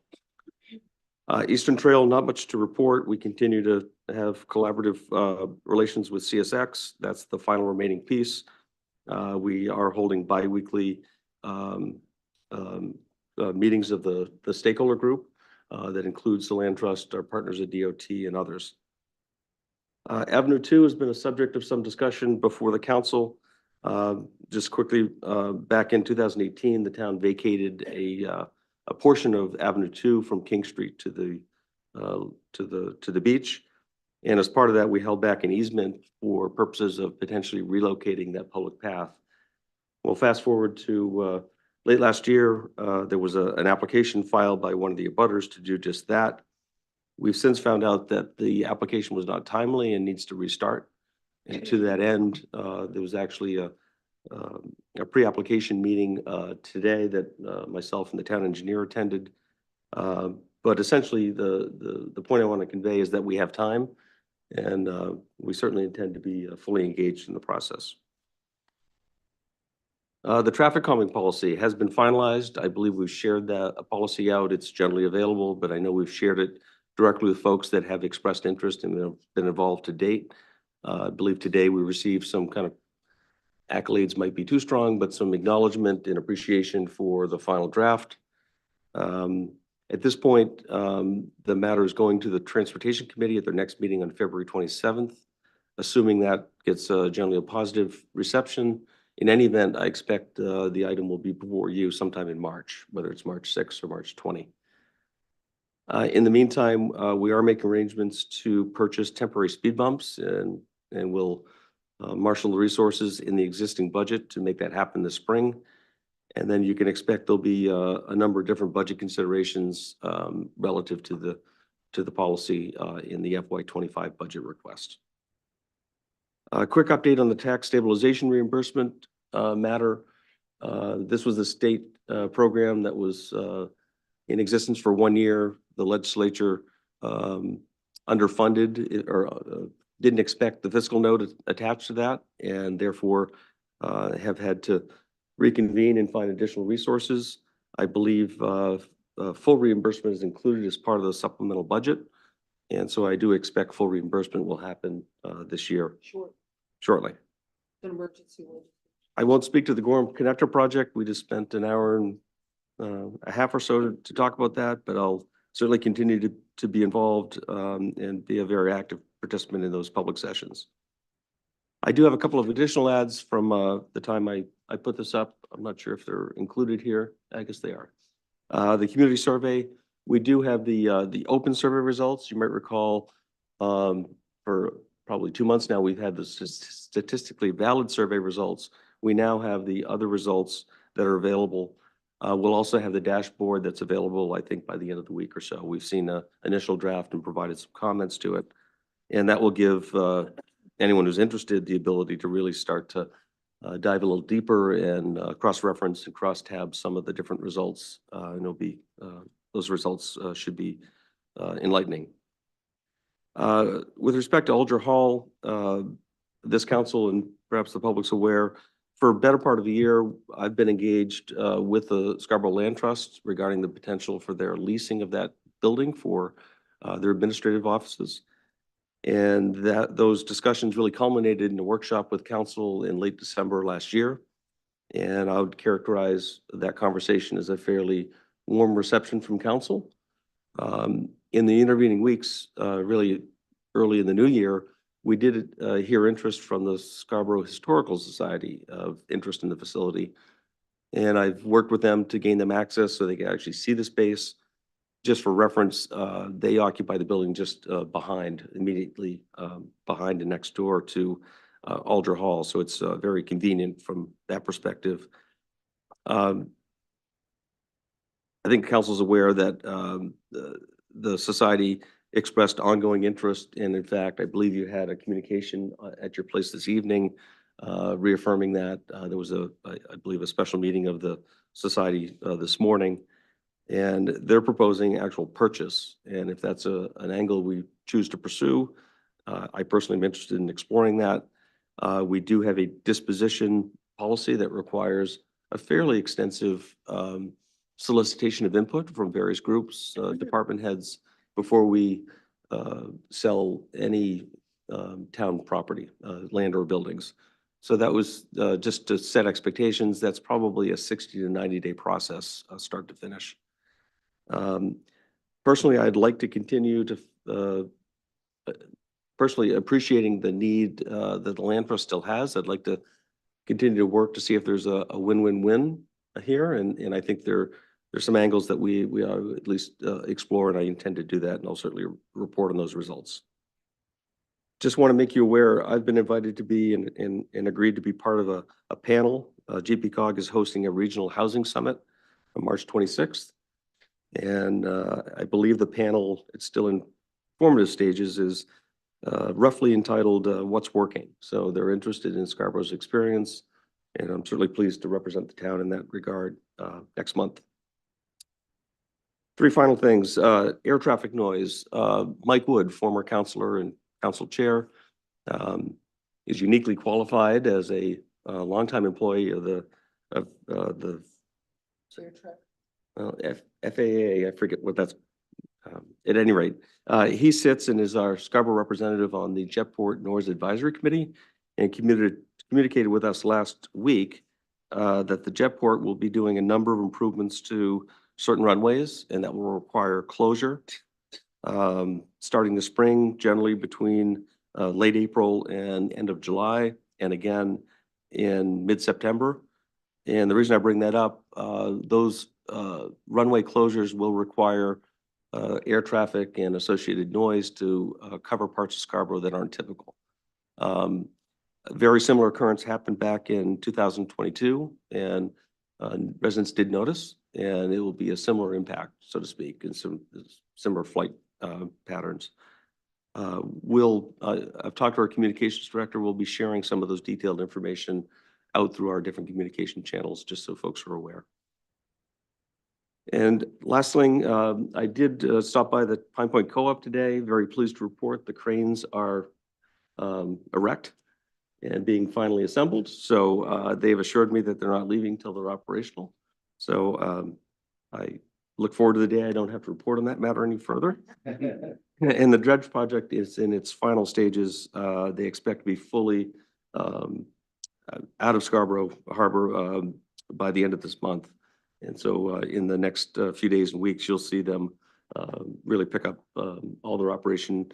Incidentally, they're relocating just down to Wells. They have the contract there, so they're not too far away, but very pleased with the results of that operation. That's my report. Thanks, Tom. Any of the councilors have a follow-up question for Tom? Councilor Cushing. I have one regarding Sawyer Road. I drove down there the other day at the, I guess the tide was ebbing at the time, but the road probably had 6-8 inches of water on it, and I gingerly drove through. But it occurred to me that, I was driving a big truck, but it occurred to me that that is happening regularly while we deliberate about what to do with Sawyer Road and Sawyer Street, yes. And so my question is, are we giving any consideration to closing that road from time to time to keep some youngster or oldster from taking undue risks? It just worried me, that's all. Yes, that was a point of some discussion at your workshop. I think there are measures we could take. If we choose that route, presumably that would be a closure of several years in duration before the work could be accomplished, in which case we would propose to do it fairly significantly with Jersey barriers, advanced warning. So that's certainly possible, and I think you're right. The occurrence is happening more and more, and so that's an option. I think we're also sensitive to just the recency of that workshop and want to make sure that the public, we have a better sense of where the public at large stands on the matter. But that's certainly something we're willing and capable of doing. It seems worth considering. And I had one other question about Alger Hall. It's some of you know I'm the liaison to the Historical Society. Mm-hmm. And it seems to me that though they're a little late to the party, they have the ability to make a very viable proposal. And so I'm just wondering, where does that go from here in terms of next steps for them? If I were to liaise with them, what guidance might I give them from this group or whatever as to how to proceed? You could negotiate a sale price for us. No, it's very interesting. I avoided having any discussion about money with them at all because I felt like that would overstep my bounds. But it was very clear to me that there was some, and that was fundamentally different from the land trust proposal. Yes, I think it's safe to report. I don't know the specifics, but they've reported that they have the financial means to purchase. We have not talked any particulars. I think as evidenced by the fact that they had a special board meeting this morning and communicated within hours suggests a level of interest on their part, and I intend to capitalize on that level of interest. Again, I am trying to be respectful of the land trust and kind of the good faith effort that they put forward. And so I don't want to simply cast them aside, but I intend to kind of capitalize on the momentum we have at this point. In fact, to that point, Council Chair and myself had a brief conversation around what would be the elements, whether it's performing an appraisal or working from our last appraisal. And I think there's a number of valid approaches that are worthy of exploration. Mr. Manager. I just wanted to point something out, and I think it sounds like there may be some confusion here, Dawn. Councilor Cushing, you're not the liaison to the Historic Society, you're the liaison to the Historic Preservation Committee, which has sort of been suspended. So anyway, we can talk later about that. I'm pleased to have additional. Never Don't mind. worry about it. You wouldn't know, but when you said that, I'm like, whoa, okay. I'm pleased to You have know, additional probably- support. Probably when I'm up for reelection, my campaign will be, I got it now. And it takes about that long too.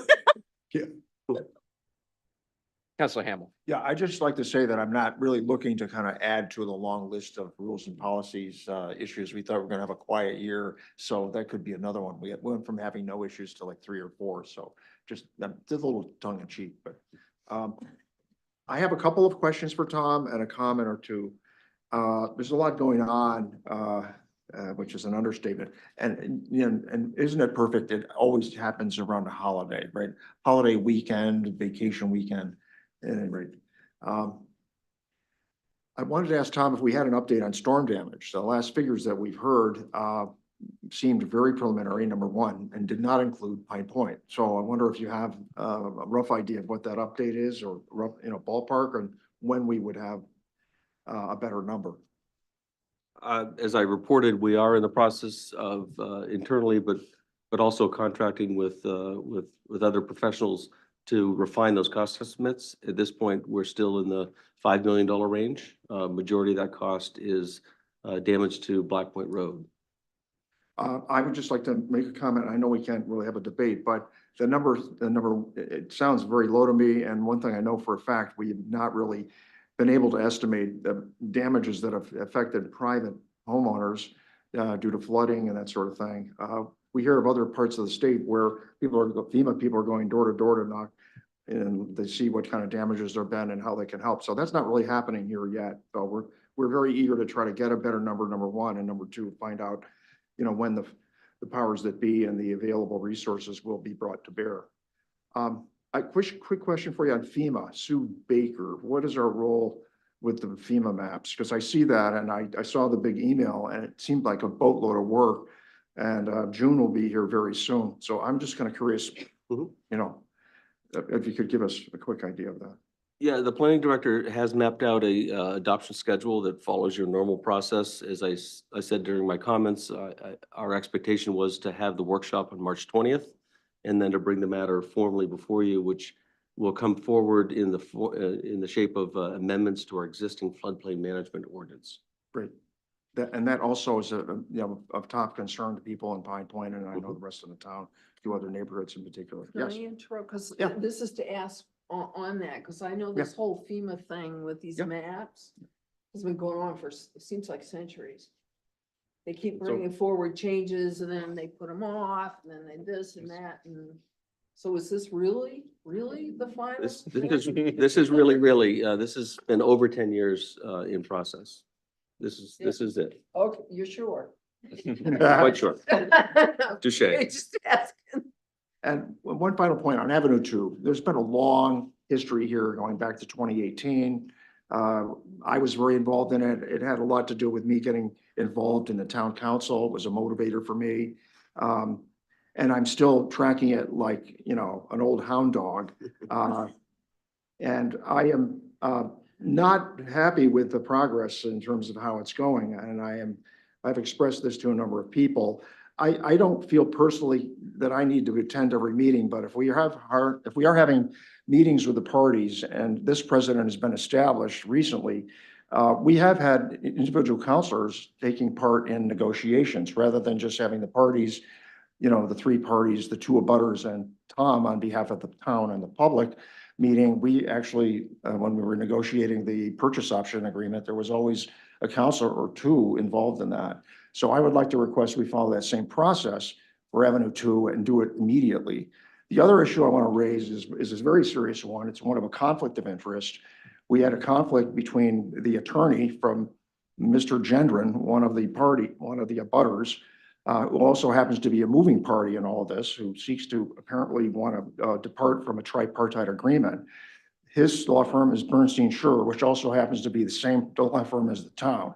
So I want to make sure that if we have attorneys involved, that we're not using the same law firm, that one of the parties involved in this is using, okay?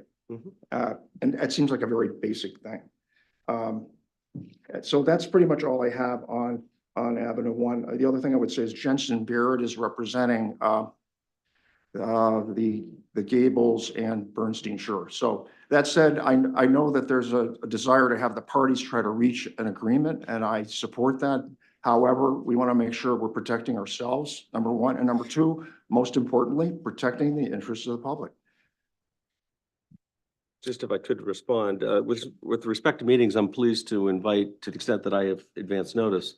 But I've also been asked to convene meetings of parties, and I don't see it my place necessarily to invite others in that regard. So I will do my best to make that widely known and invite any interested party part of it to the extent that I am the one arranging the meeting. Secondarily, with respect to the law firms, you're correct. There was a conflict known back in 2018. We engaged Bergen Parkinson at the time, and I intend to further engage them in the matter. So I think we're good in that respect.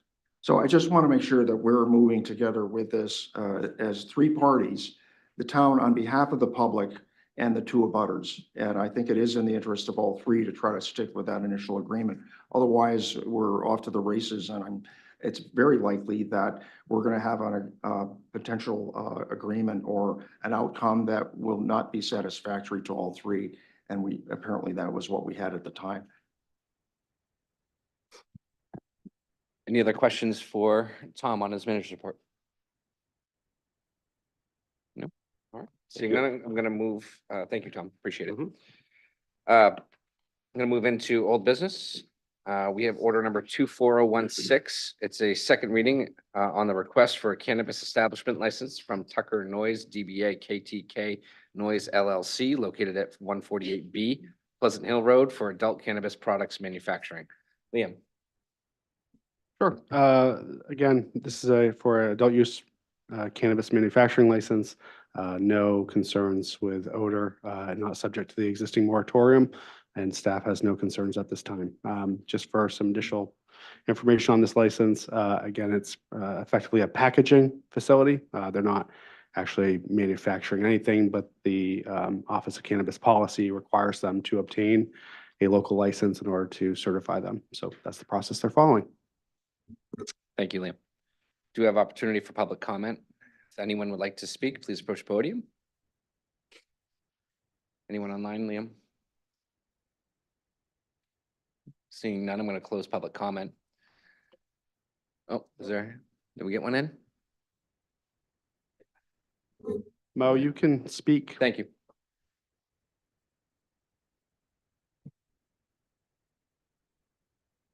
Mo, if you unmute yourself, you should be able to speak. Sorry, how about now? Yep. Perfect. Thank you. I apologize. Is this general public comment or just to regards to what he was just talking about? Just on the license. Oh, okay. I apologize. I'm wrong. Sorry. Thanks. Any other public comment on this topic? Seeing that, I'm going to close it. Is there a motion? So moved. You got a second? Second. Got a motion and a second discussion?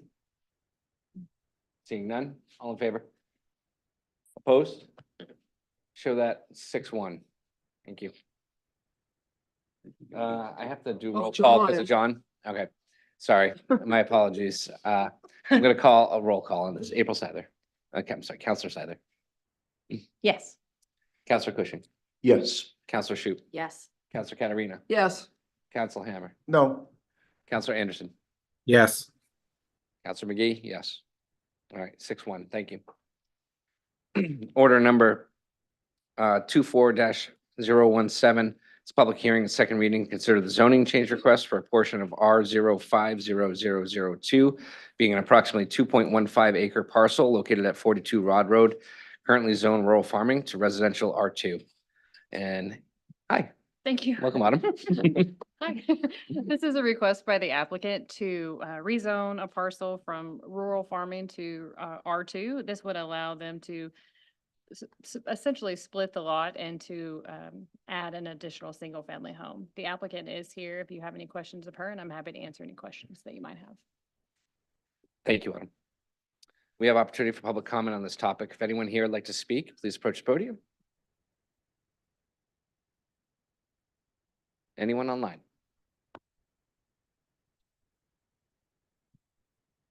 Okay, I'll close public comment. Is there a motion? So moved. Second? I have a motion and a second discussion. Mr. Ham. So I voted in favor of this the first time it came up, but upon reflection, and I recall Counselor Shoup was the only nay vote on this. I was the only nay vote. You were the only one. I was. Sorry, my mistake. I still have continuing concerns about this, because, for two reasons. One is, it does seem like spot zoning, and we get the planning director to kind of confirm, well, yeah, it really is in effect spot zoning. It is not. You said it's not, but okay. Forgive me for not recalling that correctly. But my instincts tell me it is. The other thing is, I don't know, if we do this sort of piece by piece, then what sort of, order is there with this? What sort of pattern do we have? Is it a practice? Is it something we want to encourage, or what's really our position on it is my question. So it's pretty clear that it's not clear whether the people are going to live there or it's for their own use, or they're basically doing it just as a business and they're going to sell it. So, and I don't know whether that's right or wrong, but that does give me discomfort, and that's a reason for why I'm kind of, wavering and thinking I might vote like Mr. McGee did last time. But anyway, it's a lament really more than anything, rather than a question. Thanks, Counselor Hamel. And just, I'll try to clarify why I was a no vote, and I'll just, generally speaking, this parcel is surrounded on 3 sides by R2, which is the request. I don't find that obscene at all. It's right on the border of 2 different zones.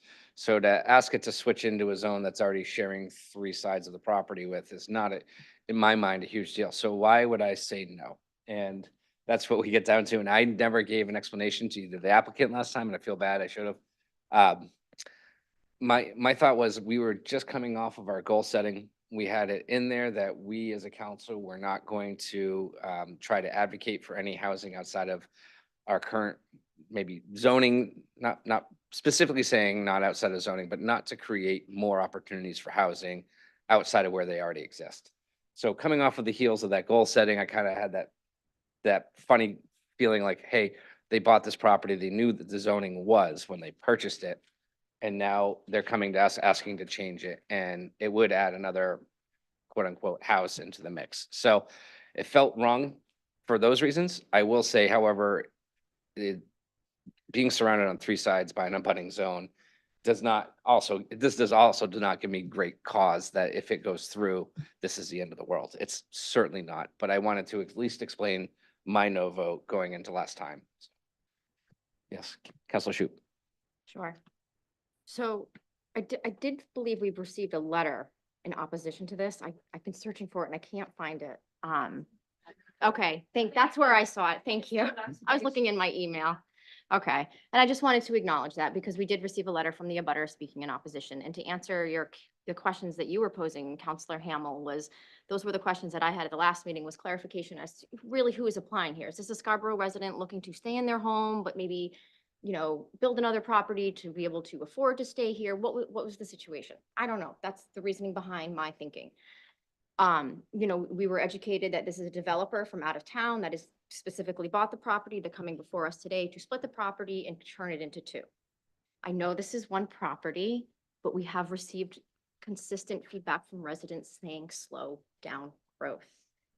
I'm voting no tonight because this is one tiny little way that we can actually say no. And I know it's tough and I know it's one little spot, but this is where I'm listening to the residents and I'm saying, oh my God, I actually have an opportunity to say no to growth tonight. I'm not saying no to a resident, I'm saying no to developer. Thank you, Counselor Shoup. Counselor Katarina. Yes, I can see this from both sides. I know, we talked about what Nick has mentioned about not expanding, growth and, why would we move a line, a zoning line and whatever, but upon further, looking at it, I mean, the lot itself is surrounded by R2. So I don't have an issue with that. And do I have some heartache about, someone's coming in and buying this property and there's gonna be 2 houses instead of 1? We do need more housing, I'm sorry, we do. And I know people are like, well, we don't need more growth and whatever, but that being said, I think that on Two Rod Road, I know one of the houses is a ranch, I believe. We need more single floor housing for people my age. Well, not just people my age, but I'm gonna put that out there. Not sure what they're gonna build on the other part of it, but, I'm fine with this, so I will be supporting this tonight. I think I see Counselor Anderson reaching for his mouse. Counselor Anderson. Yeah, I have a question for Autumn. So if this doesn't go forward tonight with LD 2003 and all those changes we recently made, what is the maximum development that could happen on this parcel? So we took a very conservative approach with LD 2003, and you still have to have the same number of square footage, even though you could have it on the same lot. So the 1 house would be it for this. They could do an accessory dwelling unit, but they couldn't add another single family home. That was an avenue we discussed before when they initially came in. Okay, thank you for the clarification. Yeah, again, I'm kind of middle of the road on this one. Some out of principle from what Councilor McGee has said in terms of, we made a specific goal to limit zoning changes. And while this is just a very, very small ask, I think for me, I want to make sure anything that we consider this year in terms of any sort of changes that it's really worth it from a town perspective. And so I don't know, I'm kind of leaning towards no on this one this time, just because I feel like it is time to kind of really hold to our goals and try and limit growth where we can. It does seem, though, to Councilor Katarina's point, very reasonable to say, it's right on the border. It's but I think it was Councilor Shoup at the last meeting that also said, well, does this then open the slippery slope for the next house and the next house? And I think we want people to know when they're coming to develop in Scarborough that our zoning is our zoning and we're trying to stick to it. So I think I'm going to lean towards no this time. Thank you, Counselor Anderson. Counselor Cushing. I think that we have worthy goals, and the notion of people coming in and doing spot zoning and asking for changes willy-nilly, I don't think is good policy or good sense. But by the same token, within all of that, there is the spirit of what we're trying to accomplish. And what we're really trying to accomplish probably is big developers buying up land and then pushing us to change zoning. And the message that I think that we're trying to send to the outside world is we don't want to do that. It strikes me that regardless of whether or not the people proposing this are doing this as an investment property, they are going to add a home that, had we not set that goal or stood on that principle, we'd probably be saying, oh, R2, R2, R2, and okay. And so I don't believe that it's inconsistent to send a broad message that says that we are discouraging folks coming forward. And by the same token, if you can if you can come to us with something that makes good, common, practical sense, and maybe as the end result of cleaning up our zoning situation, then you should come forward. So I'm going to vote yes for this on that basis. Thank you, Councillor Cushing. Councillor Seiler. I'm leaning towards Councillor Cushing's comments. I think that the spirit of our goals is in the right place to send a message to developers that we aim to be consistent, that we aim to be predictable, and that developers will know, where the council stands on things like big development. I do not think that looking at a parcel, I don't think that precludes us from looking at things at a case-by-case basis. And in this case, we have a proposal for a zone change that passed planning board for a simple abutment of one zone where it makes perfect sense to me that this zone change would happen. And I agree with Councillor Cushing. I think had that not been a council goal, we probably wouldn't be putting such a bright light on this particular request. And so for those reasons, I will be voting in favor of it. I do want to clarify, just in case she was not on the record or her microphone wasn't on, that Autumn did say this is not spot zoning. And so other people may feel differently, but the professional opinion of our staff is that that's not spot zoning in this case.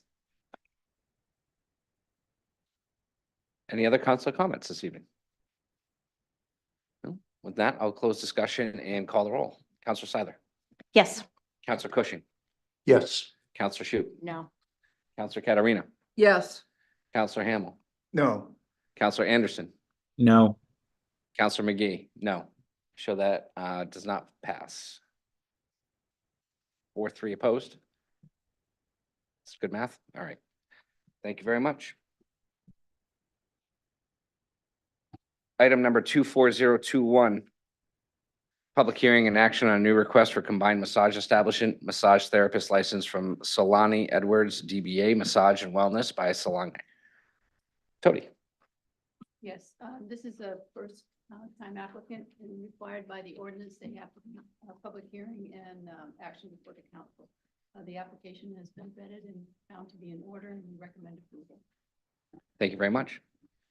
We have an opportunity for public comment. If you'd like to speak on this topic, please approach the podium. See any hands up online either? And close public comment. Is there a motion? So moved. Second? I have a motion and a second discussion. Seeing none, I'll close discussion. Councillor Seiler. I'm In calling the vote. favor? Yes. Councillor Cushing. Yes. Councillor Shute. Yes. Councillor Katarina. Yes. Councillor Hamel. Yes. Councillor Anderson. Yes. Councillor McGee, yes. I show that is unanimous. Thank you very much. Next, we're on to new business this evening. We have a 022 is a first reading and schedule a public hearing and a second reading on the proposed amendments for chapter 601, Town of Scarborough Traffic Ordinance, section 25.A.4, Pine Point, and section D.25.D, speed limits in certain areas. Angela, welcome. Good evening, Angela Blanchett, Town Engineer. I have in front of you, I think in your packet, you probably see the memo from the Ordinance Committee of last week. These three changes that are in front of you for the traffic ordinance updates really began probably last summer as certain things came to our attention. The two parking issues that arose from Pine Point, one through, both through the police department. Usually like having the guy with the bulletproof vest does to me, but I know Chief Holmquist is not here tonight, so I can speak to that. A resident on Avenue 4 had some concerns in looking at consistencies of all those parallel streets. It came to our attention that this is the one area that is not consistent. And so this brings it in line with, and you can see in the language in the red line, it would actually add it in to, so it's Avenue 1, 2, 3, 4 is all part of those. The other piece is regarding parking along East Grand Ave. That was some complaints. And I know during Ordinance Committee, I added in a couple of photos because one of the things that came up during Ordinance Committee was Well, how many spaces are we talking about losing? The police department has concerns about the safety of people parking on the beach side of East Grand Avenue. And while it appears that people don't usually park there because of that concern, it's not saying you can't. And so that's where this language gets changed. So I did do an exercise looking at some offsets. It looked about 64 spots could technically, if we built in on-street parking on that side of the road, we could do that. But as you can see from these pictures, the right side is the beach side. And as you can see, if someone actually parked on that side of the road, they would be well into the travel lane. And that's where the police department was seeing the concerns. So I just wanted to add that. And then the final piece, which probably looks the most encompassing, is a lot of red line associated with speed limits. And this came up, this is the thing that came up last summer when we found some discrepancies in our ordinance. The speed limits in the state are under the jurisdiction of Maine DOT and the chief of state police that assign those. So locally, we do not have that ability to set speed limits. And so what has happened is over the years, we have added into our ordinance each road and the designated speed. But what happens is as DOT updates those, does additional speed studies or any changes, we don't necessarily see those and they're not reflected in our ordinance. So what we were finding was some errors, omissions. And so Pine Point was the example that came up last summer where DOT notified me that our ordinance was in the sign on the road was wrong, as well as our ordinance, because those did match. But we can't set the speed limit, DOT can, so it does that. And so they notified us that we needed to change that sign and suggested that we revamp our ordinance to refer back to DOT as the governing agency that actually dictates the speed limits on our local streets. So I'm happy to answer any questions regarding any of those three. Yeah, I have a quick question, and this is just, I'm sorry, this is just to make clear for folks who have written to me, Avenue 4. Mhm. We added no parking to Avenue 4. Is that correct on both sides as part of this also? Yeah, that one is the one I'm least familiar with. That's 'Cause I one, know number that- 9, under section 4, Yes. sub 4. So it's Nine. changing it, yeah, so it would be similar to, yeah, upon both sides of Avenue 1, 2, 3, 4, and 6. Yeah. As opposed to on just the east side of Avenue Yes. 4. I just wanted the public to Yep. know that because I had several people ask about that. Thank you. Any other questions for Angela? No? Okay, thank you very much. Thank you. We do have opportunity for public comment. If you'd like to speak on this topic, please approach the podium. I have one online. Hi, Mo. Welcome. Can you hear me now? We can. I guess I missed the original general comment, but my comment does have to do with parking in Pine Point. And I know that it's going to be coming down the pike that there is going to be pay to park along East Grand Ave and other spots. And I just want to remind the town council that every time you charge the public to pay to go to a public beach, you are making it more private. And I know it might not be the exact topic tonight, but I gotta say my piece and I'm begging you guys to not start having paid parking along East Grand Ave and anywhere else except for Herd Park. That's all. Thank you. Thank you very much. Any other public comment? Mr. Pritchard? Jim Pritchard, Maple Ave. The question I have, I noticed entire Green Acres has been deleted from the list. Does that mean the state could come in and increase the speeds in that area? Because right now, I think they're all posted at 25 mile an hour. And the one thing we don't need in that area is increase in speed. Thank you. Thank you, Mr. Pritchard. Angela, I'm going to ask you to come back up and address that. Well, so unfortunately, we don't have the ability to set speeds. And so my understanding, you'll see that all of the roads in town have been deleted. So instead of actually listing out every road, we were referring back to DOT. So DOT is the only authority that can set speed limits. And they have done most in town. I have put in a request for 5 roads in town that were have not had a speed study done by DOT, and I don't believe, well, I should say Maple Ave is one of them, but I don't think any of the other ones in Green Acres are on that list. So we don't have the ability to change the speed limit, but DOT does, unfortunately. I'll follow up with a question. Yeah. So we have an established speed limit, though. In order for a speed limit to get raised, what does that process look like? For a speed limit to get raised? Yeah, if there was what would be a trigger for a speed limit going from, say, 25 to a 35?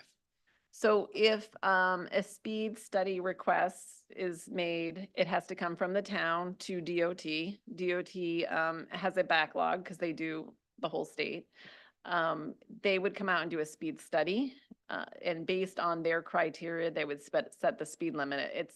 It's generally around they've added now some more safety concerns in their criteria, which is helpful to bring the speeds down. But typically their starting point is what is a safe speed to travel along these roads? So it's really in their jurisdiction, and they go through their certain criteria. There's an engineering study that is done. So yes, it is potential for a speed to be increased once you request that from DOT. So we're very mindful of that. So I will say locally, when we get a request for concerns with high speeds on some of our local streets, we do that internally ourselves first. The police department is very good about doing internal speed studies. And while DOT will not take that information as fact, it's helpful for us to be able to see ahead and kind of look at those numbers and know if we make a request to DOT, there is potential for it to increase. So we can warn residents before we kind of go through a process of making a request. So we try to get more local information to inform that decision, because once you make the request, it's kind of out there. Quick question. Is there any, if I may, is there any, I assume there would be some public process that we would follow, hopefully of some kind, if the DOT wants to follow a speed study and raise speeds someplace in town? Is that a safe assumption, or they just I go ahead don't and believe post it? there is a public process. Okay. The process is, it needs to be a request from the town. So the Yeah. town initiates the request. DOT will not go looking to do a speed study. Right. So because of their backlog. Okay, let me just stay with this for a minute. So the Pine Point Road Mhm. for ages was posted 45 and went down to 35. Mhm. That makes sense.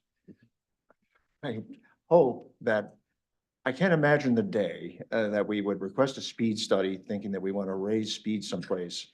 You know, that would be just one more example of something else that doesn't work today. Mhm. I can't imagine us doing that. So So that's not the intent, like, as you said, I thought that's why I had to Okay. ask the question again, Yeah. because I guess I've never been asked, how do I raise the speed limit? Fair. That's what council You know, it helps. just asked me. Just So- verifying understanding, that's all. So- Yes. But the real point is that that could be an outcome, Yeah. but not that you're seeking it. If So that we is take an outcome, precautions. We I- do take precautions. Like you said, we take that information, we try to gather information before we make a request to DOT so that we can anticipate what may happen. Yes. no comment. Counselor Sadler, did I see that you had a question? Okay. All right. Thank you again, Angela. I think we're still in public comment. All right, seeing no more public comment, I will close public comment. Is there a motion? So moved. Second. I have a motion and a second discussion. Okay, I don't see anyone with a hand up. Counselor Anderson's good over there. Okay. Uh, We'll do a roll call. All in favor, Counselor Seiler, Yes. Counselor Cushing, Yes. Counselor Shup, Yes. Counselor Katarina, Yes. Counselor Hamel, Yes. Counselor Anderson, Yes. Counselor McGee, yes. Show that is unanimous. Thank you very much. Shoot, I did want to just thank Angela for adding the pictures to the slideshow. That was very helpful. I wish I had had those. I wish I had had those at ordinance. It might have stopped me from asking some silly questions the other night, but thank you, Angela, for doing that. The next item on our agenda this evening is order number 24-023. It's a first reading and schedule a public hearing on proposed amendments to chapter 610, the piping plover ordinance. And just for some visibility, for anyone that's here or at home, there received a lot of public comment on this. And I think just based off of some one-on-one conversations I've had, there's probably some interest in having this refined somewhere else other than here. Just so people know, probably setting it back to some sort of either ordinance or conservation, we can have that discussion too, so. But with that, Tom, would you like to introduce this?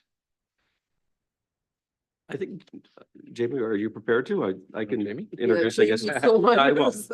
I'll start, but please, by all means, fill in where the gaps I've missed. This ordinance has been in existence for some time. Several months back, there was a suggested set of changes to update it further.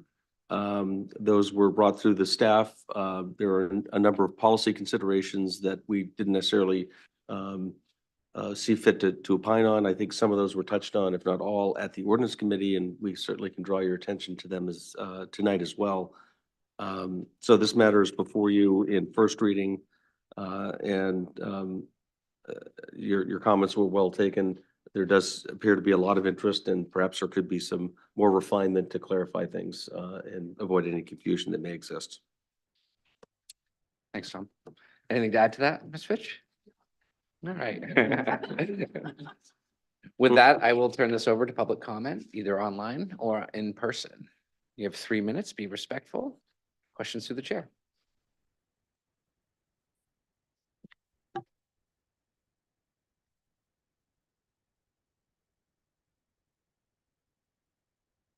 I'm gonna do this time. I'm gonna make it 3 minutes. Katie Foley, 7 Acorn Lane. So my sister's got a whole bunch of things she's going to say and points to make, and I'm going to support everything that she says, basically. But what I wanted to do tonight was take a little bit of a different approach, and I was thinking about what are the things I remember when I was sitting in your seat, which was a long time ago. I remember number one, that 7 p.m. meetings in the middle of winter feel like midnight. I don't miss that. Number two, I remember that we always have more in common than ways in which we are different. It's just that often we overlook the difference between intention and impact. I have every full faith that the intention of what was being proposed was good, but I think it was done a little bit quick and careless, and I think that's what led to some confusion, and language and process matter. So that's just something I always keep in mind. And absolutely, any time at all that there's even the word beach attached to anything, right? It's time to put the kid gloves on as a counselor and make sure that all the stakeholders are well informed, get ahead of that, because I can tell you as a real estate agent, and Jean Marie would, I'm sure, attest the same thing. Many, many people move here because of our beaches. So whether they own oceanfront property or not, one of the pieces that bring people to our community is the access to the beaches. And so that's why you're seeing the amount of public outcry that you do. And don't talk about beaches during school vacation week if you can avoid it. Don't talk about it during the winter when people are away. A lot of residents are snowbirds. So, and then the last thing I guess I would just say is, I think, when I was in your seat, I remember it was easy to get defensive. Because it often feels like people don't respect the time and sacrifice that you give to serve. Well, I'm not one of those people. I know how hard your job is. I do respect that. But I plead you to just keep the open mind when it comes to matters that feel like they might be super contentious, because sometimes if we talk through it, we usually find, again, that common ground. So That's all I had to say. Sue's gonna make some other points, and I have 36 seconds left. Thank you, Ms. Foley. Can she yield that time to her sister? Yes, you're right. It's a Thank you. for dangerous that, yes. precedent. So I have been selected to be the representative for the dog owners of. Ms. Greater- Foley, could you just Oh, let us sorry. hear, I know we all know you, but the people at home may not. Okay, sorry. Suzanne Foley Ferguson, 331 Black Point Road. Thank you. You're welcome. I am a representative of the dog owners of Greater Scarborough. And Chairman McGee and town councilors, we respectfully request that the council does not move on these proposed changes. This letter, by the way, was just emailed to you, so you should get it in your. We don't believe the document has been fleshed out in a way that's real clear, and it's causing more confusion than, and it's already a contentious issue. We're concerned about the process and labeling and definitions and inconsistency with other ordinances, the focus solely on Higgins Beach, which may have been or may not be intentional, and then the rules of the Maine Department of Inland Fisheries and Wildlife portion of the beach, which we don't have control over, but is that supposed to be a part of this? The ordinance should, committee should first clarify the intent and ramifications of the changes with regard to humans and animals. What's the problem you're gonna solve? Is there consistency between the ordinances? Why are fines being increased? Are people ignoring the fines? Have people been fined? If the intent of the proposed changes were solely to add the lease turns, I think there would be little concern. However, there's ramifications that weren't really tested in the court of public opinion. There's only been 4 days since the redlined version has been available. First and foremost, that process part, but also secondly, the definition of significant habitat. If it's consistent with the inland fisheries and US fish, it's not in and itself a problem, but some of the changes proposed in section 4 create confusion as to whether we're talking about protecting the entire significant habitat or just where there's fencing and exclosures. And that's because we simplified significant habitat to the word habitat. But it needs to be clear.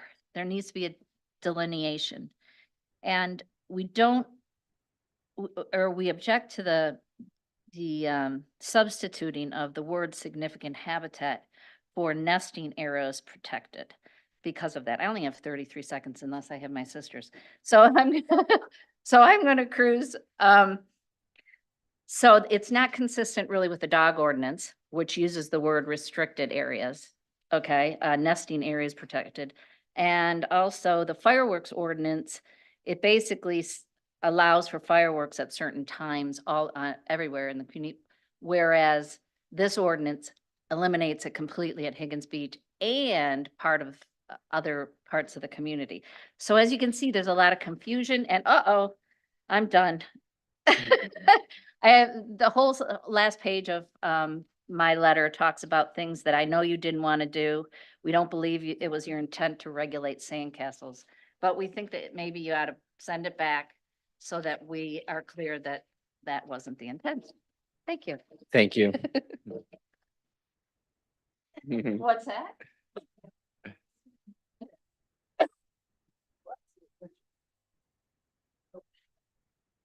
Welcome, Ms. Bristol. Thank you. I also worked hard to keep it at 3 minutes. So I hope you've had an opportunity to review the email I sent earlier. Oh, I'm sorry, Allison, like you don't know, Allison Bristol, 6 Bayview Avenue. Thank you. And I'm not going to reiterate the comments that I sent earlier today, point by point, but I want to touch on a couple of things. I also want to reiterate, I'm only speaking for myself, not for the Higgins Beach Association.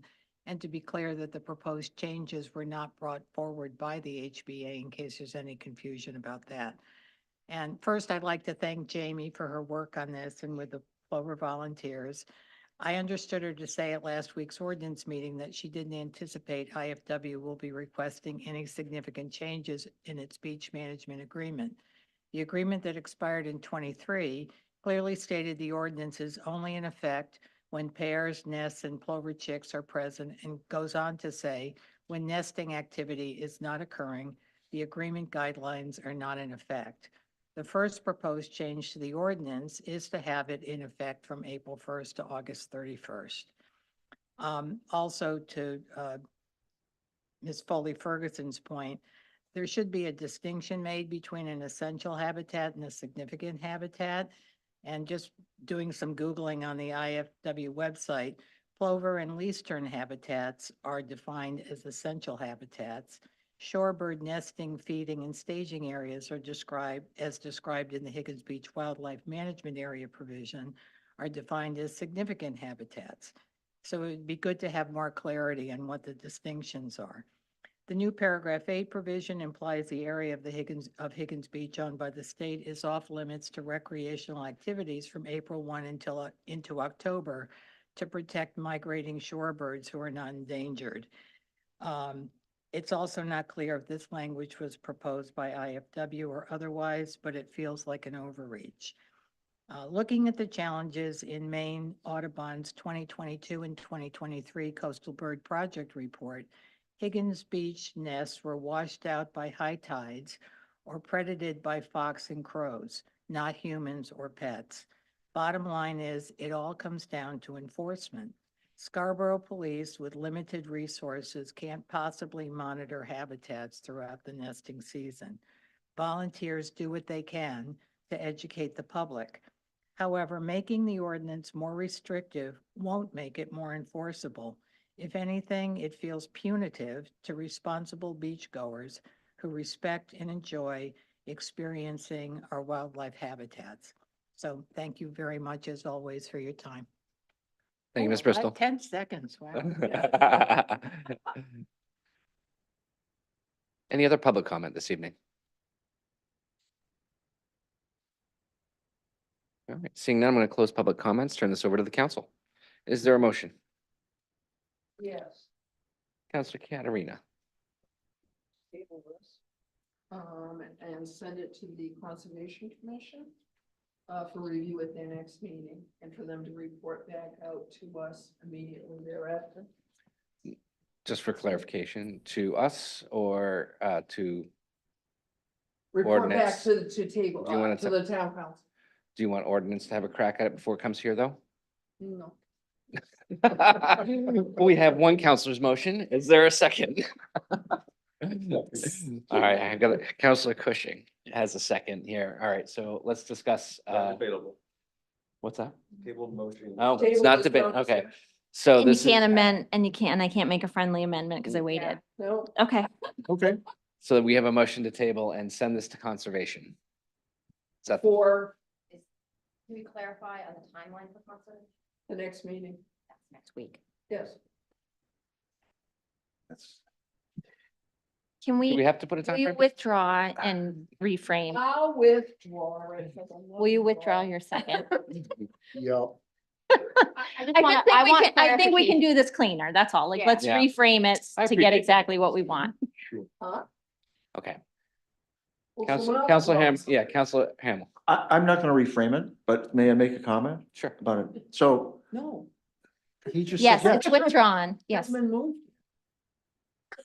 So, okay, we need a motion to put this before us. May I make a motion, Mr. Chair, to put this matter before us? Second. I have a motion and a second. Now we're into discussion. Great. Counselor Hamel. I feel so much better now. I do. Thank you. So this is a good example of something that is a worthy cause, right? Trying to take care of the plovers. At the same time, we're trying to assess damage to our homes, trying to find out what actually happened to the beach, how much of any habitat of anything is left on the beach, you know. So I think this is eminently reasonable, thoughtful, and the right move here. Then then accelerating it back here, I think is not necessarily the right move. I think we should take the time to make sure that we factored in the views here and, not to turn it into a chicken dinner. That's probably a bad analogy for words, but probably not to do that, but to take enough time so that the parties who have different views have a chance to kind of pull them together for a good consensus. So take the time necessary to do it. I don't know what that time would be, and I think Ms. Katarina probably has a good idea, but I'll leave that to others. hold on, Council Katarina, Council Siler with her hand. Before anybody makes a motion, I want to say publicly as a member of the ordinance committee, just that I underestimated the significance of the language changes. And the significance of sending it to council before it was fully baked. And so for that, I apologize if that came across as a lack of respect for process. That certainly wasn't my intent, and I appreciate the public comment. And I appreciate honestly the grace that the groups have shown the council. I fully acknowledge that this was not handled with all of the stakeholders in mind, and we have the opportunity to make that right. So let's do that. Yeah. I'm sorry, we can't take comment right now. We're in council discussions. Councilor Katarina. Yes, as chair of ordinance, I was actually a little surprised it showed up on today's agenda, to be honest, because I thought we had sent it, and I apologize for that. I thought we had sent it back, Jamie, for some rewording or whatever, but that being said, it does need to be reworked. There's no, I've got no problem with that. And as people need to I hate to say need to, because that sounds like I'm bossing people around, but imagine that. But we have first readings, then we have public hearings, and you don't have to do the second reading at the public hearing. You do the second reading separately. So there's plenty of room for input. But in speaking with some of my fellow counselors, I wouldn't mind having it looked at by a second committee, which to me would be conservation. The reason I'm saying it doesn't need to come back to ordinance is because that will give everyone an opportunity to weigh in there also, and then take it step by step on the council's end. So that's where I'm coming from with this. Councilor Shu. I just want to set expectations, I think, for people who are here tonight. And I mean, if you're saying that we are going to send it to Conservation Commission, which meets next week, I don't have control over their agenda, but maybe we do. So we're going to force them to do that, which is fine. They only have so much time. That's fine. I think my one concern is they will have a lot of opinions about this. What I was hearing here was the inconsistency in legal language between the different terms. And so I don't know if that's why it maybe needs to go back to ordinance, but I think that's where I'm going. The Conservation Commission is not going to be able to differentiate between the many different terms that people just pointed out tonight that there was discrepancies. And so I think that's on my mind, where I'm like, I don't know if Conservation Commission can fix all that stuff. Does it need to go through ordinance again? But I just wanted to clarify that Conservation Commission meets on the last Wednesday of every month at 6 p.m. at this building. So if that's what's happening, I think it's important for people to know. Thank you, Councilor Shu. Councilor Siler. I would like to request that we do have staff confirm alignment on the different policies or different ordinances that this touches, because that came up during public comment, and I think that we owe that due diligence also. So again, I'm not sure that Conservation Commission is necessarily logically where I think it should go either, because I think that it is more broad than that. Councilor Hamel. Yeah, I seem to recall fireworks was in there somehow. So I don't know. I don't want to, there's a need for prescription, but I would rather prescribe something that's a broad spectrum rather than something that's really specific here, if that's what we're going to do. Thank you, Councilor Hamel. Councilor Anderson. Yeah, so my preference would be, I'm not so sure it needs to go to Conservation Commission, but when I looked at this, my bigger concern was around recreation. And so I felt like I would like to hear the Rec Advisory Board's feedback on this, because it has to do with beaches and access. And again, I don't fully understand if we have lease turns now part of this, are we expanding the parts of the beaches that are no longer going to be accessible? So what does that mean in terms of recreation, especially in those core months where people are visiting the beaches? So I would like to get their opinion as well in terms of how they see this impacting recreational use, especially with that strong language around recreational activity. I thought that was a little too specific. And I also was concerned, and maybe it was in there before and I just didn't get it, but it sounded like some of the language in there about what would be enforceable would be up to the watermark, which seems like it would take a lot more beach away from users. And so again, I know we need to find that balance between protecting the endangered species and supporting recreation, but to me, that was my big concern as I was reading it. So I would like their input, and I think it should go back to ordinance instead of coming back to the full council, just to work through some of that legalese that Councilor Shute mentioned, but also to give staff more time to work it. And also if we need other committees to look at it, given that this does have a lot of stakeholders, like we can take the time and do it and make sure that we get the right feedback. Thank you, Councilor Anderson. Councilor Katarina. Yeah, my original intent, I was thinking of April 1st, but I don't have to live by that, date. And the reason I said April 1st, because that's when everything comes into play. However, to get this done correctly, I think that's an interesting take that Mr. Anderson has regarding recreation. Looking at it, the rec committee looking at it. They don't need till March. But that's fine. That's why I'm saying there's no rush at this point. But I definitely want staff to look at it again, because I think staff needs to, it wasn't fine tuned enough by staff coming in, and that was my original intent. So I could live with it going maybe to recreation, maybe back to ordinance. And then, I don't know. I'd like to hear you guys' opinion. Yeah, so just listening to everyone, it clearly just needs more work. from Yes. More parties, more eyes on it. So it needs to be So tabled. I think or a motion to table at this stage is fine. Now, is there, just for, to go where? just for everyone here, we table something, is there a time frame before it could possibly come back? Do we have to set it aside for a year, or is whatever gets developed going to be considered a new ordinance or a new amendments?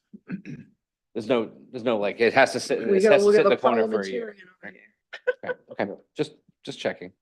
Councilor Him. So I want to respond to the chair's question. We had a 2-hour call last night talking about approaches to things after the storm, and the more you get into it, the more complicated it is. And I'm not trying to make this more complicated than it deserves, but at the same time, we can't be, rushing ahead with it. And I think that trying to do a set certain date, I know there's a desire to get this all done by the time that, May rolls around. But given what's happened and given what we're wrestling with, I think there's a good chance that very well may not happen. And we may be having, with the stuff we're talking about, we still don't have numbers yet on what the damages. We're out making repairs today to our sanitary facility in Higgins Beach. I mean, we're still dealing with basic issues. So I think we just, I think we start, maybe it goes back to ordinance and, or we pick one of those committees that we think it's got to go to, and then have it come back and then to see where we are. But I think this is one of those things where it's, it's like the poem of Song of Wine, we're not going to release it before it's time. I think this is one of those ordinances, and I'm not pretending I want to be like Orson Welles, but no one remembers these old commercials. So, but I would just, I suggest we just take the time necessary to do the right job. I agree. I'd have to know a whole lot more about the rationale for the changes before I could vote for them. I honestly don't understand it. And for all of you who love the plovers, I walked with the plovers this morning on Pine Point Beach. They were cute, charming. They stayed with me for 500 feet. Those weren't even plovers, you see? Well, now, just to be fair to me here, is I showed pictures to my colleagues over here. I said, are these plovers? Because I didn't have a clue. All right. Well, I just want to say that I was mindful of this ordinance, and there were cute little birds, and I walked along with them and I said, these birds deserve to be here as much as I do. So I'm sympathetic to your cause, but I don't care where it goes. I just want to understand why we need to have this ordinance, what it is we're trying to accomplish, and how the ordinance actually accomplishes that. Thank you. Thank you, Councilor Cushing. All right, so at this time, it sounds like. Table it and send it to rec advisory and have them send Is it that- back to ordinance. Is it, It's not on. I would not be so do you prescriptive. have a I would motion to just, make, Councilor Sather? I would like to make a motion to table order number 24-023 to a date uncertain. And motion in a second. Okay. So, Can I don't comment? think we have discussion, right? There's some discussion. I was just gonna say, that's a good idea because it'll, we'll see what develops, right? It gives us a It's chance. just a blank motion to table at this stage. Yeah, and then the next time we meet, we might actually have a better handle on this. I'm gonna call the roll. Counselor Seiler, Yes. Counselor Cushing, Yes. Counselor Shoup. Yes. Counselor Katarina, Okay, yes. Counselor Hamel, Yes. Counselor Anderson, Yes. Counselor McGee, yes. I show that as unanimous. The motion is tabled. All right, that's it. May the record show that Councilor Katarina responded by saying, okay. Thank you. Order number 24-024, act on a request from the Chief of Police to accept a donation in the amount of $1,000 from the Bank of America Charitable Gift Fund on behalf of Robert and Joan Carpenter Trokelli of Scarborough. And Tom, I don't know if you want to illuminate any further on this? No, I think the memo and your explanation is self-explanatory. The Tricolis have done this in past years. And I believe it's at the discretion of the police department, so whatever they think is worthy. So anything like this does require council action to accept the donation. Thank you. Any public comment on this? Seeing none, I'm going to close public comment. Excuse me. Is there a motion? So moved. Second? Motion and a second discussion. Just want to say thank you to Robert and Joan Trokelli, and I'm sure I didn't say your name correctly, but please, in my, excuse me. I do appreciate those efforts, and I'm sure that the police department does as well, this community. Councilor Katarina? That's what I was gonna say. I was just gonna thank them. All right. Seeing no further discussion, all in favor? Sorry, Councilor Seiler, Yes. Councilor Cushing, Yes. Councilor Shoup, Yes. Councilor Katarina, Yes. Councilor Hamel, Yes. Councilor Anderson, Yes. Councilor McGee, yes, show that is unanimous. Thank you. We're into item number 9, non-action items. Are there any? We don't have any non-action items. Excellent. All right.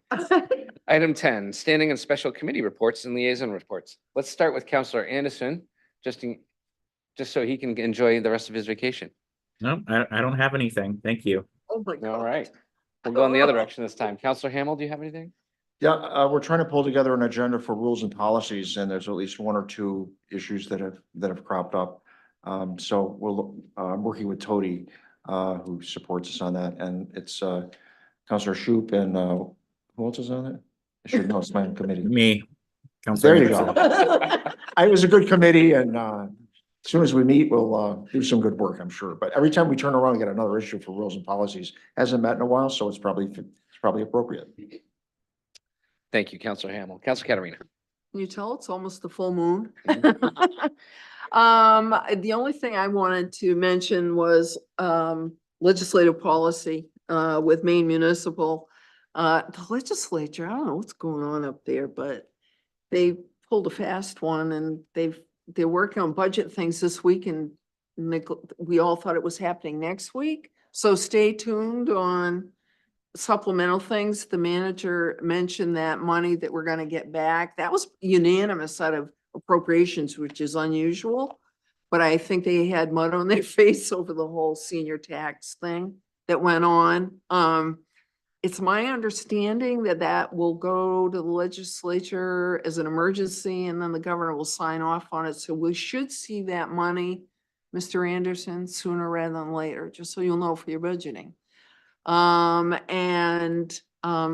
than that, it's just the usual, whatnot. And then ordinance, we're doing a lot with the planning department right now. And then you saw with the birds, so we'll see what happens with the plovers, but thank you. Thank you, Councilor Katarina. Councilor Shoup. So Appointments and Negotiation Committee met last week, and we have some recommendations to present at this time. So we're recommending for the Coastal Waters and Harbor Advisory Committee to reappoint Darren Granata as a full voting member with a term to expire in 2026, and move Alfred Falzone from a first alternate to a full voting member with a term to expire in 2024. Move Marvin Gates from the second alternate to first alternate with a term to expire in 2025, and appoint Robert Odlin as a second alternate with a term to expire in 2026. We have an appointment for the Firing Ranging Committee. We're recommending to appoint Robert Chandler as a full voting member. And then for the Shellfish Conservation Commission, we are recommending to appoint Travis Turner as a full voting member with a term to expire in 2026 and move Liam Erickson from the first alternate to a full voting member with a term to expire in 2024. And that's all I have. Thank you, Counselor Shute. Counselor Cushing. Yes, well, I believe that I'm the liaison to Eco Maine. And if I'm not, if I'm not, I've been enjoying the excellent food that they serve at the board meetings for the last couple of weeks. So thank you. A great appointment. Anyway, seriously, we listened to a presentation from Portland Water District about PFAS. And it doesn't affect solid waste now, but it's certainly a big deal in the water system. And so the board voted to work collaboratively with the Portland Water District to look at synergistic relationships around dealing with the PFAS problem. The other thing I just want to say briefly is we heard the annual environmental study report. And I was impressed that Eco Maine exceeds all of the federal standards for the various things that can hurt us. That's the good news. The bad news is that the government says, good job, and now they're lowering the standards. And that may have some significant financial implications if we don't get a couple of them pushed back up. So, yeah, so we're keeping an eye on that. And if anyone in the public would like to send me a picture of a plover, I'd be happy to receive it. Thank you. Counselor Seiler. Communications also met on the 14th. We are going to be developing some strategic communications plans. We are talking about how to best implement council goals and incorporate them as in order to form a greater kind of umbrella communications committee ordinance or goal workbook that we can use to kind of use as a strategic guide. And so we had a great meeting. I'm really looking forward to being able to bring me and Dawn and John's ideas together on this. We also talked about some town council swag to increase our visibility in the community. And so we're going to be bringing forward a proposal for the council to take a look at some of that stuff. And our next meeting is March 13th at 4 o'clock. Do you want me to do school building, or do you want to? Okay, so the school building committee met, as the town manager reported out. I thought that the meeting was a huge success. We were able to elect leadership. We did have our first leadership meeting. I've enjoyed getting to know members of the leadership team who I, before the meeting, did not know. So it's a bunch of fresh faces, new perspectives, good ideas. And there's a lot of energy right now behind that committee, so that's very exciting. And our next meeting is Monday, February 26th at 6 p.m. at the Public Safety Building. Excellent. Okay. Any council member comments is next. Anyone want to give a comment? My only comment is the public speaker did give me 2 copies of potential resolutions. And so since he submitted those to me specifically, I will make sure that the council gets those so that they're not just with me. Thank you, Counselor Seiler. I'll just, for councilor comments, I want to say thank you. So far, I mean, this year it's been what we would call quote unquote quiet, which, right. But we know it's going to come to an end. We know there's a lot of stuff in the works through various committees, different initiatives. So, but I wanted to just say for the first couple months in here, it's been a pleasure watching all of you work. You're all so very talented. You handle your committees so very well. And I think this town should be grateful for who they have up here. So we've got a lot coming our way. Just keep our head down and keep going. All right. That's it for comments. With that, I'll entertain a motion to adjourn. So moved. Second? Counselor Seiler, Yes. Counselor Cushing, Yes. Counselor Shute, Yes. Counselor Katarina, Yes. Counselor Hamel, Yes. Counselor Anderson, Yes. Counselor McGee. It's a yes. Thank you. I show us 7-0. We are adjourned. Counselor Anderson, thank you so much for appearing this evening. Enjoy your time. Wear the sun lotion. I will. All right. Bye, guys. Aloha. Aloha.